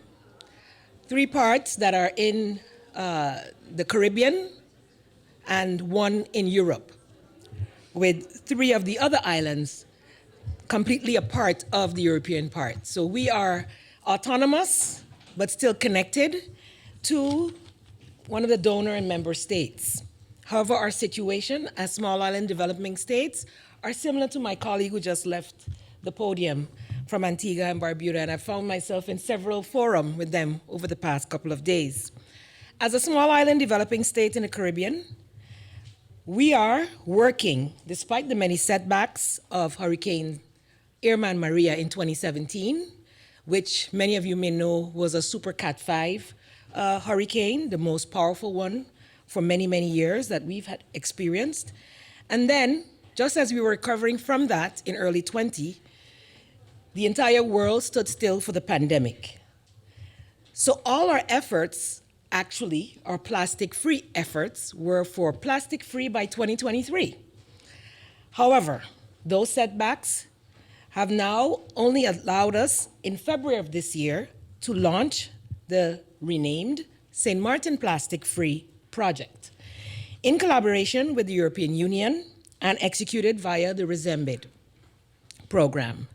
The project aims to address the widespread use of single-use plastic and styrofoam in St. Martin, a tiny 37 square mile island surrounded by water and totally dependent on said biodiversity, on the beautiful beaches, on the coral reef that is at threat because of our use of plastic. Our goal is to protect and preserve life on St. Martin. So what the former speaker said touched me to the core. It's about life. It's about people. It's about our plants, our animals on land and in the sea. And I'm very, very happy she touched on all the different SDGs, or some of them that are tangible. I don't know, yes, she did mention health, right? But I want to mention another one that I find is very, very important, and that is education. Because we have noted that when we first launched back in 2017, that it was via our youth. We think that the biggest drivers of any type of change is with the young people. And once they grab hold of it, they shame us into changing the way we behave. My government intends to bring about the institutional and behavioral changes as it pertains to the harmful effects of single-use plastics to our societies, ecosystems, and our human bodies via the way we ingest and use plastics through the implementation of new legislation and policy frameworks. And I must say, I recognize some of the things that we're doing in your report, so I'm hoping I can take that back and have our policy workers check which boxes we're on track with and actually look at the other areas that we still need to develop. Providing training programs to our inspectors. I also heard people talking about compliance, and we actually passed legislation last year to ban the use of single-use plastic and styrofoam, but we have not been able to enact it as yet due to the fact that we do not have sufficient inspectors trained to be able to do so. What is to be banned and what isn't. So carrying it out on the ground is proving to be, of course, a lot more challenging. Educating the community, as I mentioned before, is key, and ensuring that we target our youth, hosting community-based events, really getting them to be part and parcel of this. We seek to ensure that a complete mindset change takes place. And as government, we've done the little things like removing plastic bottles from our meetings and ensuring that our serving ladies serve from a canister, from a reusable bottle that we can refill. Small steps, which we, get some flack for, but as we mentioned, it is a true mindset change. I think some of those pictures of what was just described placed around key areas should remind us on a daily basis. I'm not going to stay here very long, but I must say that encouraging our youth, and yesterday in discussing, we are at half time. with the SDGs and how far back we were and what we need to do to accelerate this process touched me in ways when I saw how it was done. They used influencers, they used artists, and earlier today I saw the youth with spoken word, etc. So it is not inconceivable. We just have to go beyond just speaking and giving reports. We have to touch people at the core, and I believe sports and arts are the way to do that. Our influencers in our own countries are the way to do that. And I look forward to us within the Kingdom of the Netherlands reaffirming our commitment here today, and also as St. Martin to work within the principles of this High Ambition Coalition to be plastic free once and for all. Thank you.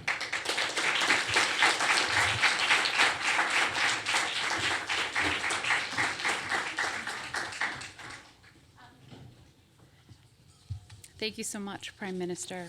We're now going to welcome to the stage His Excellency Ola Tonka, Vice Secretary for Development and Policy of Denmark.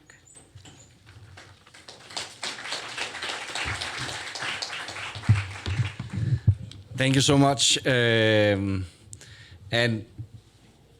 I know we're not done yet, but just a couple of thoughts and a bit of summing up so far.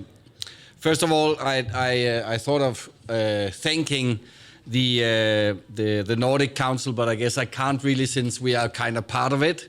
But then at least I'll thank Systemic for the amazing work that they have done. I'm really, really sure that this will lay a strong foundation for the negotiations that are about to start very, very soon in Nairobi. I'm really inspired by what we've heard so far. Different kinds of quotes have come to my mind. First one is that humans are stupid. I guess kind of we are. Secondly, that there was a life before plastic. We need to remember that, and maybe we need to go back to that. And also finally that this is actually what we have now is a once in a generation opportunity to actually take a different course on plastics.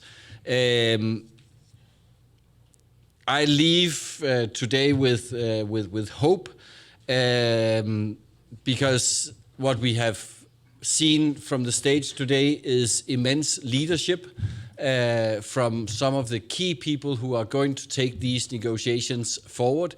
And I'm always amazed by seeing the determination by Inger Andersen from UNEP, and I'm sure with her behind, these things will have to be driven forward as fast as possible and as ambitious as possible.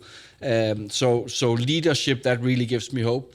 Second thing that we haven't talked that much about today is the consumers, because the behavior and the attitude of the global consumers are changing. And it's not only in the European countries, it's also in Africa. They also have seen the benefits of reducing plastic and not using plastic. And I know in Rwanda and even in Kenya, where they have banned single-use plastic, this is actually popular amongst the local population. They see the benefits themselves.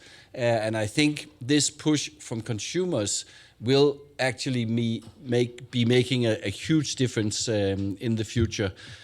Finally, innovation. I believe this push from consumers will also push the industries into innovate and find other solutions than the harmful plastic that we have seen right now. And I'm very, very clear that this is a huge challenge. I hope we will hear from some of the producers because they will be a key part of the solutions. And plastic surrounds us everywhere. We use plastic in everything in our daily life. But again, we need to find alternatives and we need to implement these recommendations from the report. And I have all the hope that the treaty that are now going to be negotiated will be a success. Thank you so much.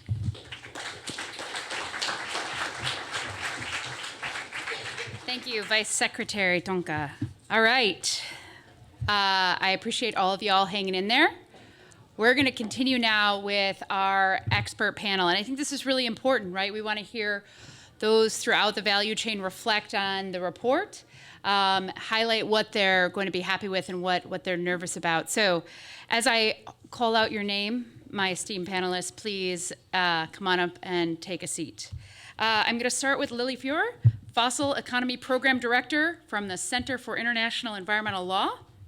Tim Gabriel, Senior Lawyer and Policy Advisor for Environmental Investigation Agency. Allison Lin, Global VP of Sustainable Packaging, Mars, and of course representing the Business Coalition for a Global Plastic Treaty. Gloria Maggia Komoto, Ambassador for End Plastic Soup and a Goldman Environmental Prize winner for 2021, excuse me. Winnie Lau, Project Director, Preventing Ocean Plastics, the Pew Charitable Trust. And of course, we're gonna bring up Yoni again, so if they have any real hard-hitting questions, I won't have to answer them and he will. Okay.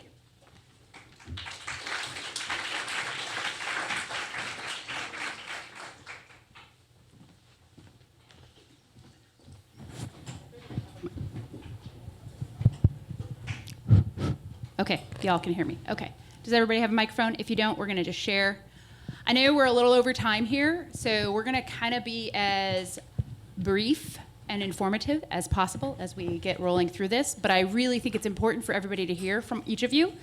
Thank you, Yoni, for sharing all of that. Thank you to all of the panelists. I think we really saw a number of different member states and high-level leaders point out how important this issue is, right? And so we've always wanted to be grounded in science, and so I think it's gonna be an excellent discussion. And I wanna start by talking about this moment we all have coming up in Nairobi, where we're gonna begin to take the zero draft and observe the member states start the negotiation process towards a treaty that could end plastic pollution. And the study just showed us that everything that we have in the sort of higher ambition version might not actually get us there. It's only gonna get us to 90%.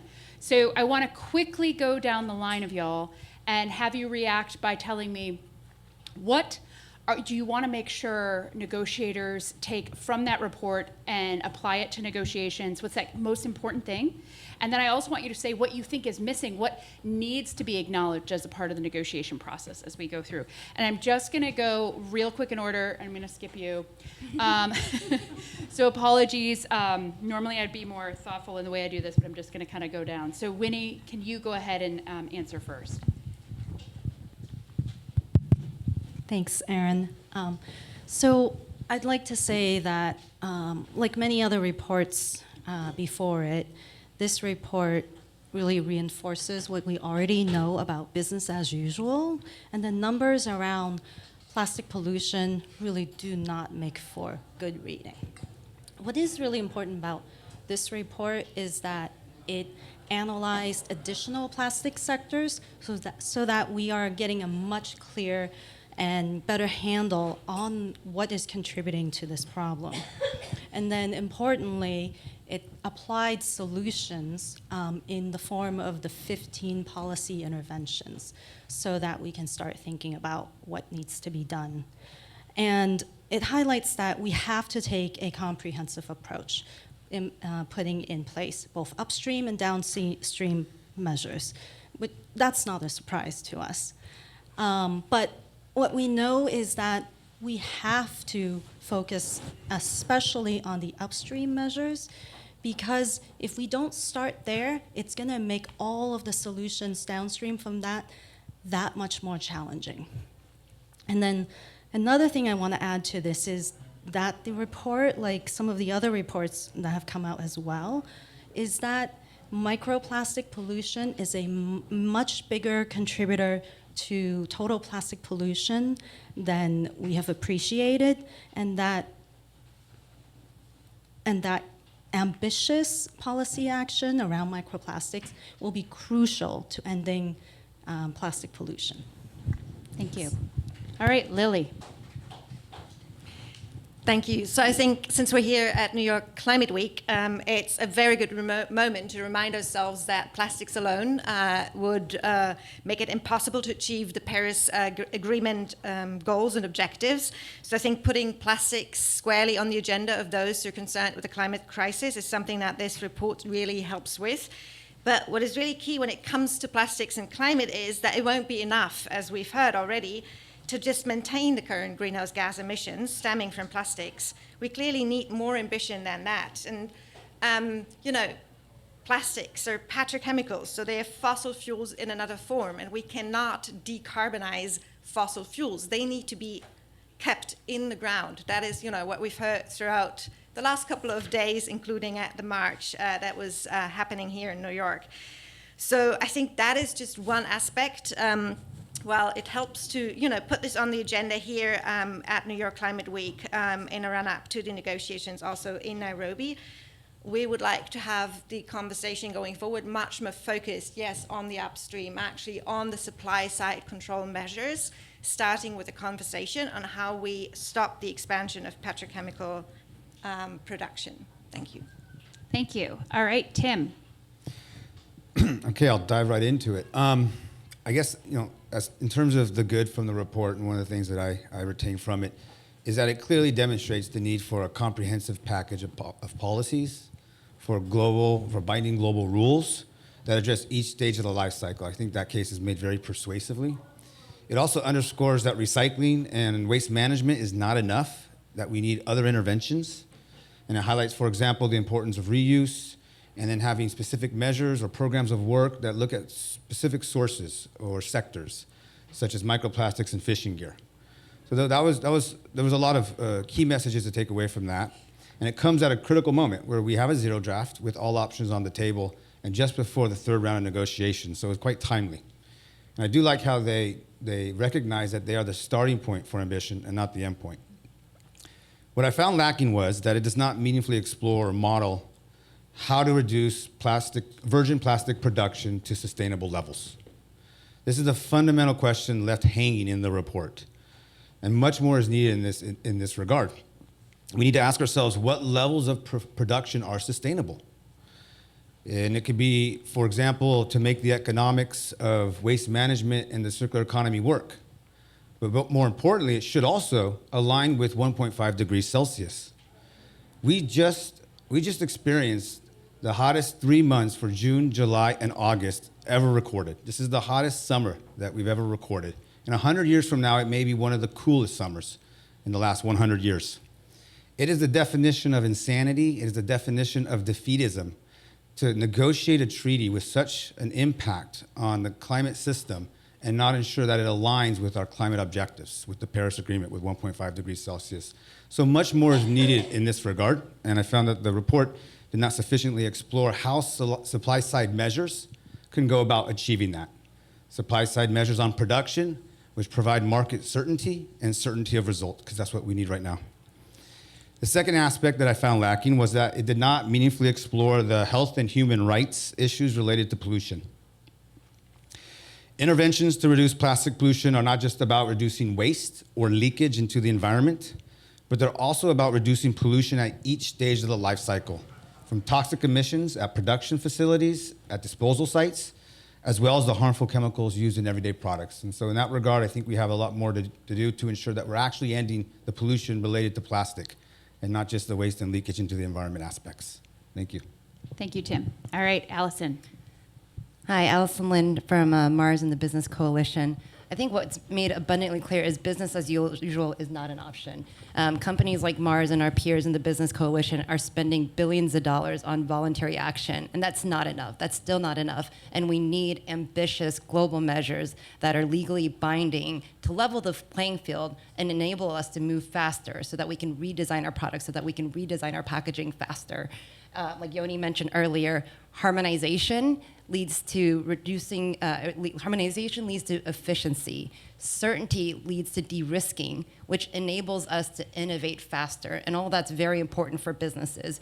As we've been working with governments throughout this plastic treaty discussion, they're all very surprised that businesses want regulation. And we said, yes, but we want harmonized regulations because it's very inefficient right now the way we're doing things. It's very expensive to adhere to multiple EPR systems. It's inefficient to look at multiple design for recyclability guidelines. It's uncertain to look at what type of reuse policies will be put in place so that we can look at both the upstream and downstream. So we highly welcome harmonized regulations with legally binding measures so that we can innovate faster and look at how we can design products better to reduce plastic pollution. In terms of what we would want to see more in the report, I think it's very difficult. In the business world, we like to look at priorities and ROI. And the return here is reduction in plastic pollution.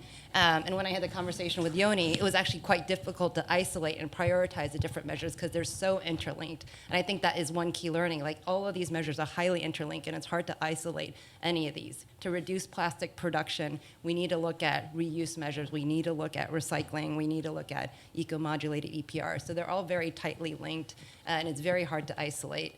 And the last thing I'll add is a plea both for the negotiators as we go into Nairobi. There was a lot of great discussion on a just transition, but I found missing in both the report and the zero draft the lens on gender. And we know with data that when we empower women, there's a multiplicative effect. They bring that investment back into their community. And if we don't have a specific lens on gender, it's often forgotten. So just a plea for both the report as well as we're going to the negotiations to not forget the gender lens as we look at a just transition. Thank you, Allison.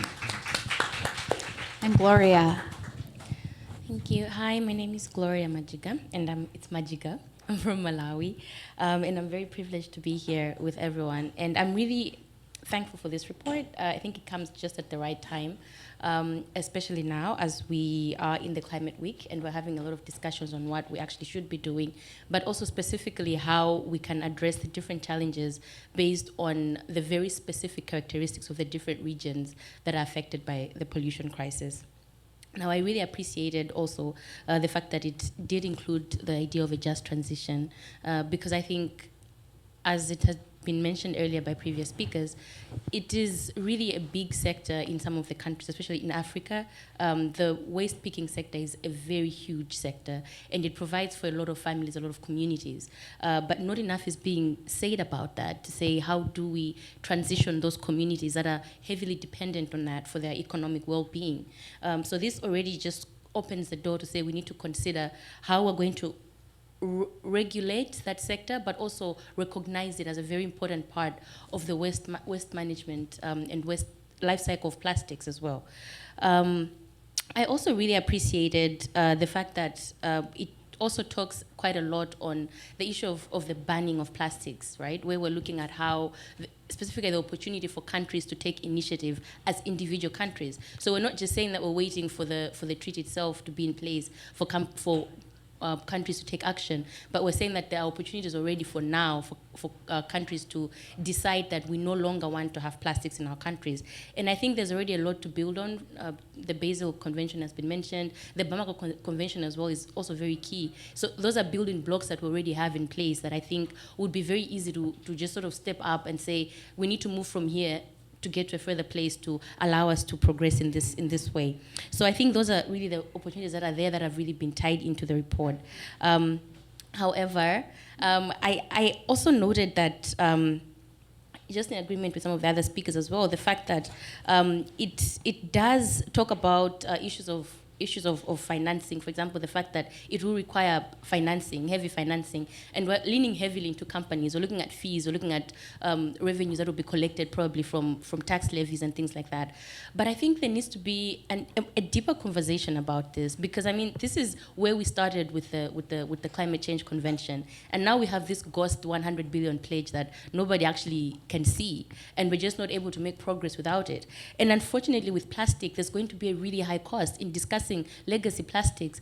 That's a closed cleanup. So besides just recycling and technologies to move forward into how we can adapt to a future without plastics, we're looking at how we can look backwards and start thinking, how do we now clean up this entire mess? And that's going to cost a lot. And to be true, that's actually the real cost of the plastics that we've been using. So we've been subsidized for a very long time, but now we're at a point that we need to decide that we have to pay that cost backwards. We have to pay it forward to generations to come because we've already enjoyed a free ride and they can no longer be free riders. So that's something that I think really needs to come out very strongly in the negotiations. A very clear financing framework, one that is dependable, but also where we can ensure that compliance is guaranteed by all the parties, whether it's companies, governments, and even communities or anybody else that will be assigned responsibility. Finally, I also just thought we should also be aware that companies will fight this 100%. And it's great that you're on board 100%. That's really nice. But the reality is that companies will fight this because this cost will have to come back to them in one way or the other. And they're not willing to do that. So I hope that the negotiating team goes in there knowing that this is a fight that is already, it's already so far ahead. We're using knives and they already have like nuclear weapons and everything. So we're so late to the party, but we need to be aware of that because it's completely going to blindside us if we're not prepared, and we'll come out of those negotiations with nothing. So that is one of my greatest fears. I think if it's possible to already sort of work with companies, perhaps to get them to a point where they also are able to already see the benefit before we get in, instead of derailing the entire process, which has almost always been the case. Those delays, I think, are something that we should not be ready to accept in defeat. Thank you so much, and I appreciate all 6 of you being very quick and brief on that. So we are going to take 10 more minutes to do a follow-up question to each of you. So if you could make your remarks pithy and smart, maybe a joke, I don't know, it's up to you. Okay, let's start with Lily. Lily, it was really helpful to have you sort of give us comments around the need for this treaty to be ambitious, to have effective global measures, but what do you really want to dig into on what the report missed in terms of issues, policy interventions, and common global rules that you think are super essential? And if we move forward with the treaty without them, we will not achieve our target. Thank you. So I don't think I feel like a joke, but since others have shared some of the facts that frighten them most, I just want to add one to that list. The one fact that I think I've learned over the last couple of years that is just really keeping me up at night sometimes is that we have increased scientific evidence that really shows that microplastics in the ocean impairs the ocean's ability to sequester carbon, and that we don't fully understand what that means, but we know that that is really bad news, and we need to urgently understand more. So in terms of what we need to do, we've tried a lot. We know a lot of things that work and don't work. And as I mentioned earlier, in order to really achieve the objectives of the treaty, we need to find ways to drastically reduce plastic production overall through supply side control measures. And that needs to start with stopping the expansion of ever more plastic production facilities. Because really the expansion of plastic production, as we're seeing all around the world, but especially in this country, the US, will compromise any effort to shift away from fossil fuels and to stop plastic pollution. So in the next 5 years alone, industry analysts really project that more than 1,400 new petrochemical projects could potentially begin operations. The majority of those would be intended to produce plastic feedstocks or plastics. So petrochemicals, including plastics, are really the lifeline for the fossil fuel industry. So what do we need concretely in terms of supply side measures? So I would say we need to establish a baseline for production. That's clear. Maybe 2019 could be an option for that. We need to articulate targets to reduce plastic production from that baseline. And then we need to include in that a hold on the build out of production facilities, because any new ones would lock us into ever more plastic pollution. And this is really that call that we've seen coming very strongly from the Climate March on Sunday as well. But climate change is only one aspect of plastic pollution, right? Toxic impacts, human rights abuses, as Tim already talked about, they occur along the entire life cycle of plastic. And I've learned from those on the front lines and fence line of that plastic crisis that they prefer to call it a death march, not a life cycle. So when we're looking at models and figures that focus on the climate angle, and they come with often conservative figures and many gaps because there are many blind spots in the data, we need to be aware of those other dimensions, and not all of them can be easily quantified and modeled. So I think that perspective just gives us an idea of the level of ambition that we should strive for, really. So the zero draft is, as many others have said, a good, it's a starting point, a comprehensive, balanced tool of options. It includes all the possible measures from least to most ambitious.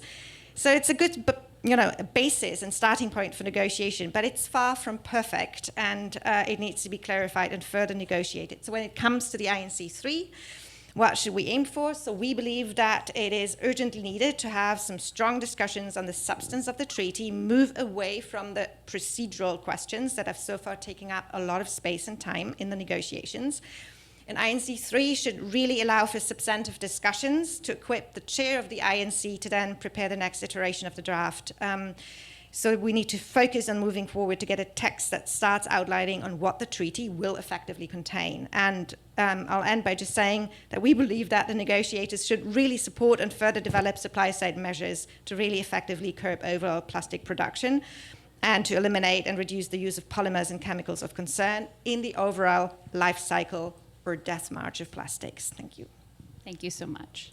All right, Tim, sort of building off of it, and you highlighted in your remarks about not enough focus on human health, not enough focus on measures to reduce production. Could you help us, as a global campaigner, but also with your background around MLAs, can you help us to think about, and I know I'm going a little off script here, so hopefully you will too, what else is needed what kind of provisions would be needed to address those things? What are the things we really need, what steps need to be taken to make sure that human health is appropriately quantified, that production measures are appropriately quantified in the process moving forward? Thank you for that. Yes, I can certainly take that. I'll take that in reverse order. I just want to pick up where Lily left off to sort of talk about the production aspect, because it's fresh in our minds. I'm pretty methodical in the way that I see us having to address virgin plastic production. Now, we've seen from the report that the demand side measures do not get us where we need to go. It's not 1.5 degrees compatible. It is still leading to significant pollution in the environment. And we need to start to think about what the supply side measures would look like, because demand side are not enough. And there is a certain amount of interplay between the two that I think is important. So trying to think about how we're going to approach it, Lily is absolutely right. We need to first focus on establishing a baseline. Along with that will come sort of definitions on the primary plastic polymers, on the scope. We will establish a baseline. It'll be the baseline against which we will compare or monitor progress. We will see what the implications of our actions are over time. So we need to have that baseline. It could be 2019, it could be 2020, it could be 2024. There's a lot of questions about the availability of data and the certainty of the baseline that we need to start to ask ourselves and answer. And then along with that, we need to establish associated reporting obligations. So we'll have a baseline, but we'll have the reporting obligations that will come along. And with that, we will have regular information about how we are doing from a supply side perspective. And that will inform the evaluation of our progress and the evaluation of the success of our implementation. So that's the first aspect, and that's independent, as independent value for helping us sort of understand the success of the treaty. From there, though, we need to take the next step, and we need to look at it, I would say, in two ways. One is what is our global ambition here? Do we have a global target that we should be striving for? One that is 1.5 compatible, one that will make the economics of waste management and the circular economy work. Whatever the metrics are, we need to identify what that global target is, a time frame for reaching peak plastic production, and then a schedule for reducing it down to sustainable levels from a global perspective. From there, we can then look at what sort of national targets or commitments or reductions are appropriate. There'll be differences of views. Some will want globally agreed national targets or reductions, and some will want nationally determined contributions, somewhat similar to the Paris Agreement, which I will just note, we've had the first global stock take come out, and nationally determined contributions did not add up, so I just want to put that as a point of caution. But we need to have sort of this information, this kind of conversation, and we can't just kick the can down the road because we want to avoid it or because it doesn't work with the politics at home. Getting to the health aspect, you'll see in the zero draft, you'll see a big push for transparency. And I think it really comes down to transparency of the chemicals, the polymers, the constituents, the ingredients that are in our material, so plastic as a material, and in our products themselves. And we have to craft obligations on parties to make the economic actors provide that information and make it available across the value chain. So that's one aspect. The other one is each of these chemicals and polymers has some sort of risk profile. And we need a lot more information to be made available on what the risk is of any given chemical. We have, I hear anywhere from 10 to 13,000 chemicals and plastics, only a fraction of which we have any information on whether they're safe or not. And that just seems to be an unacceptable state of affairs for us to continue if we're really interested in protecting public health. And I will take this opportunity to jump in and say one more thing. I want to just reaffirm the importance of providing the means of implementation to developing countries, to recipient countries. When you look at the zero draft, it does not mention a single activity or a single cost that would be covered by any potential financial mechanism. That's one of the first questions we need to ask ourselves. What are the activities that are going to require or enable compliance here? What are the enabling activities? Is it institutional strengthening, supporting a focal point within different governments to help oversee compliance and national implementation? Is it reporting and monitoring, policy development? It could be capacity building and training, education and awareness. Are these enabling activities that we need to provide each country with stable, predictable, and timely funding to ensure that we can achieve our objectives? And then what are the costs? Costs of compliance or other costs, and how can we fund those? We haven't even begun to have this conversation in the context of the negotiations. And so all those 3 points that I just raised right now, I would highly recommend for discussion at INC3 and intersessional work. Thank you. Thank you, and thank you for just rolling with it. I appreciate your inputs. All right, Allison, from the viewpoint of the Business Coalition's work on the Global Plastic Treaty, how is the coalition really trying to advance global rules, and why is there benefit to that for companies? So I thought we were only going to have one round, so I gave it everything in my first round. But no, I think I can, just to emphasize some of the things that the Business Coalition, which is about 140 companies, financial institutions, and NGOs across the plastics value chain. I think a lot of things that were in the report is supported by the Business Coalition. So looking at both supply and demand side measures, looking at first reduction, including reuse, looking at then how do we circularize what is necessary, and then looking at prevention and remediation. So I think those are all key points that were emphasized in the report. I agree we need to look at how we finance that, because otherwise it's not going to happen. If it's not financed, we're not going to be able to achieve these goals, and lean into the efficiencies that we can gain from harmonization and more standardized playing fields, so that we can fund with certainty some of the innovations that we need both on the supply and the demand side to end plastic pollution faster. So I think all of these things we saw in the report we would like to see in the treaty, and are all priorities for the Business Coalition and from ours. Thank you. All right, Gloria. You highlighted capacity building, and you come from this great work that you're doing as a civil society activist from the grassroots, doing amazing work. Can you look at, listening to these 15 policy interventions and really thinking about the pieces of the report that are neglecting the communities that are, on the front lines of this issue? What additional measures do you feel like are needed to ensure adequate attention to these local and regional perspectives? I think a lot of them have sort of been mentioned, but maybe just to deep dive into just the idea of inclusion in this conversation.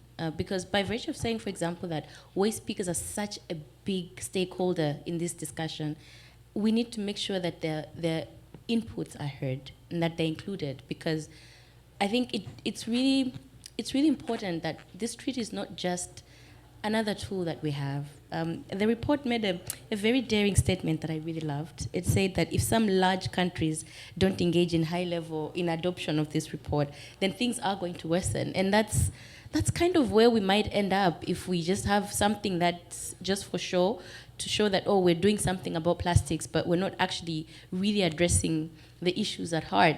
People will not recognize themselves in this treaty. So compliance and enforcement, it's nothing if people do not feel that they own that thing and they want that to be done.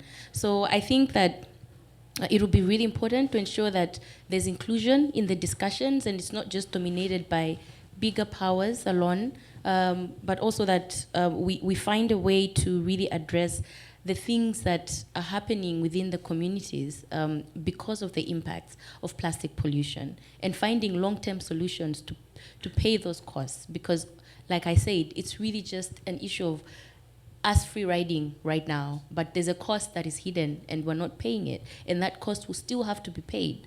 Another thing also is, I really noticed that in dealing with companies, a lot of them have not been open to engaging with local communities to come up with solutions with the communities, whether it's in cleaning up the mess or even just coming up with innovation.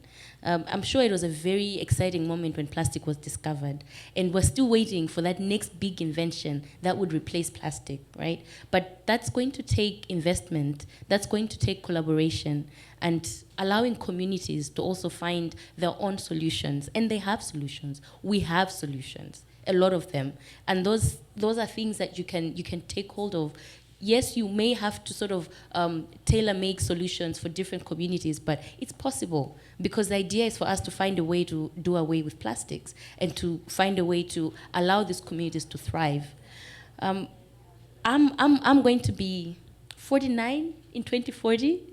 My son is going to be 22 by then. And there was a question that was asked, it was a statement that, we need to remember what life was like without plastic. I barely remember what life was like without plastic. My son does not know what a life without plastic would look like. And so literally my final statement would just be that you owe us the chance to see a world without plastics. I owe my son a chance to see a world without plastics, because you can remember, but I can't remember. And so that's something that you have to carry with you in every decision that you make, when you're in that room negotiating, when you're entering into these discussions, when you're looking at your profits. You have to remember that you owe us that one memory that you have and I don't have and I'll never have. Thank you. Thank you very much, Gloria. All right, Winnie.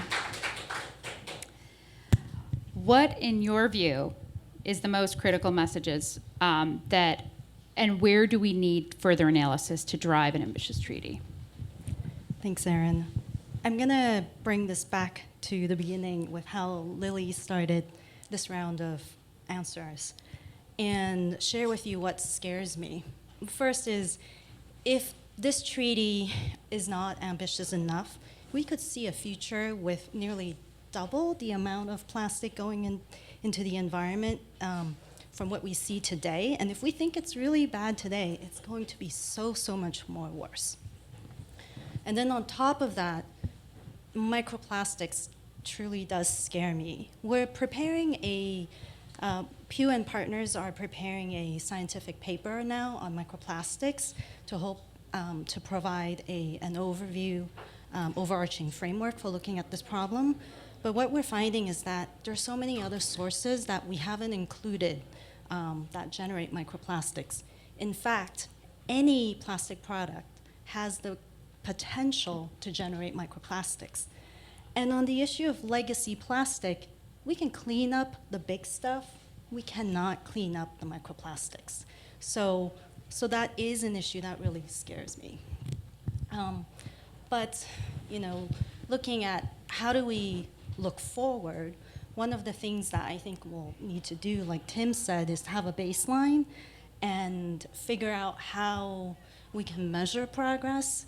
And to that end, we're looking to do a second iteration of Breaking the Plastic Wave so that we can assess the progress made since the first report, but also to shine some light on some of the issues and the impacts and risks discussed here, like on climate and health. And I do want to end on a positive note. All the reports, this report, Breaking the Plastic Wave, highlighted that we do have the solutions to solve this problem, but it's going to require countries to come together and make strong, legally binding commitments and decisions, and to provide a coherent global framework for businesses and countries, as well as for a just transition for impacted communities and workers. Thanks. Thank you so much. And thank you. Yoni is going to be around for questions later. I'm going to get us to our closing remarks and to our reception. Is that okay with you? Okay. All right. So thank you so much from this expert panel, from the high-level panels before. I think that this kind of conversation and this healthy discussion and debate and putting pressure on us to figure out what we truly need to meet the ambition is really important as we endeavor to do so. The pressure to do better, as we've heard, for people and for nature is on, and there is truly no time to waste. So I'm going to thank the expert panel and allow you to exit the stage, and I'm going to welcome to the stage our final speaker for closing remarks, Ambassador Johanna Lissinger-Pietz from the Ministry of Climate and Enterprise of Sweden. Thank you so much. Thank you, and I fear that I'm the least popular person in the room now, standing between you and the mingle and an evening in New York. But I will just say 5 quick points. I think from the Nordic Council of Ministers, with the report, we wanted to trigger a discussion. We wanted to contribute to increase knowledge, awareness among negotiators and all involved in the process. I take away from these last 2.5 hours that we, I think, have succeeded with that. I would encourage everyone in the room to think about maybe 3 things that was in the report, or maybe that was not in the report, and that you can actually bring to Nairobi and onwards as a contribution to the discussions. It was said we have a unique opportunity. We have a unique opportunity. We have referred to many existing MEAs. I personally believe, having been involved in many of those, that we have a unique opportunity not just to learn from those, but to actually do things better. What is it that we can learn and do even better in this specific instrument? Everyone, I think, has spoken about the importance of globally binding rules to have an effective instrument, but that will not be enough. I think we also will need strong public partnership. We can learn from action agenda events, such as in the climate process, etc., and how these actually complement each other. Can I just ask a quick question? How many here are from non-governments? Fantastic, fantastic. Because I think also we will need to have an instrument that is supporting and sending those signals of new business model, innovations, etc. And to be able to succeed, I think we as negotiator need the knowledge that many of you here in the room actually have. Mobilization of financial resources means the implementation. We heard, I think, in the last expert panel, we need an honest, open, and innovative discussion about how we actually reflect that in the instrument. And here, I think there's a lot of things we can do, looking at all kinds of flows, looking at what is already out there, and try to get that and incorporate into the instrument, because we need an instrument that is implementable. Final point, plastic pollution is not an isolated problem. We heard references to health, we heard references to just transition, to climate change, biodiversity, the importance of inclusion, the importance of gender. All of that we also need to consider in addressing the plastic pollution and in and through our negotiation process. So in conclusion, we need an instrument that is driving systematic change, and we need an instrument that is implementable and make a difference on the ground. Thank you.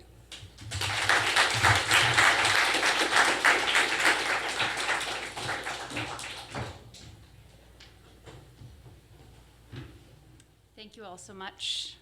The reception is right outside of the doors. Thank you.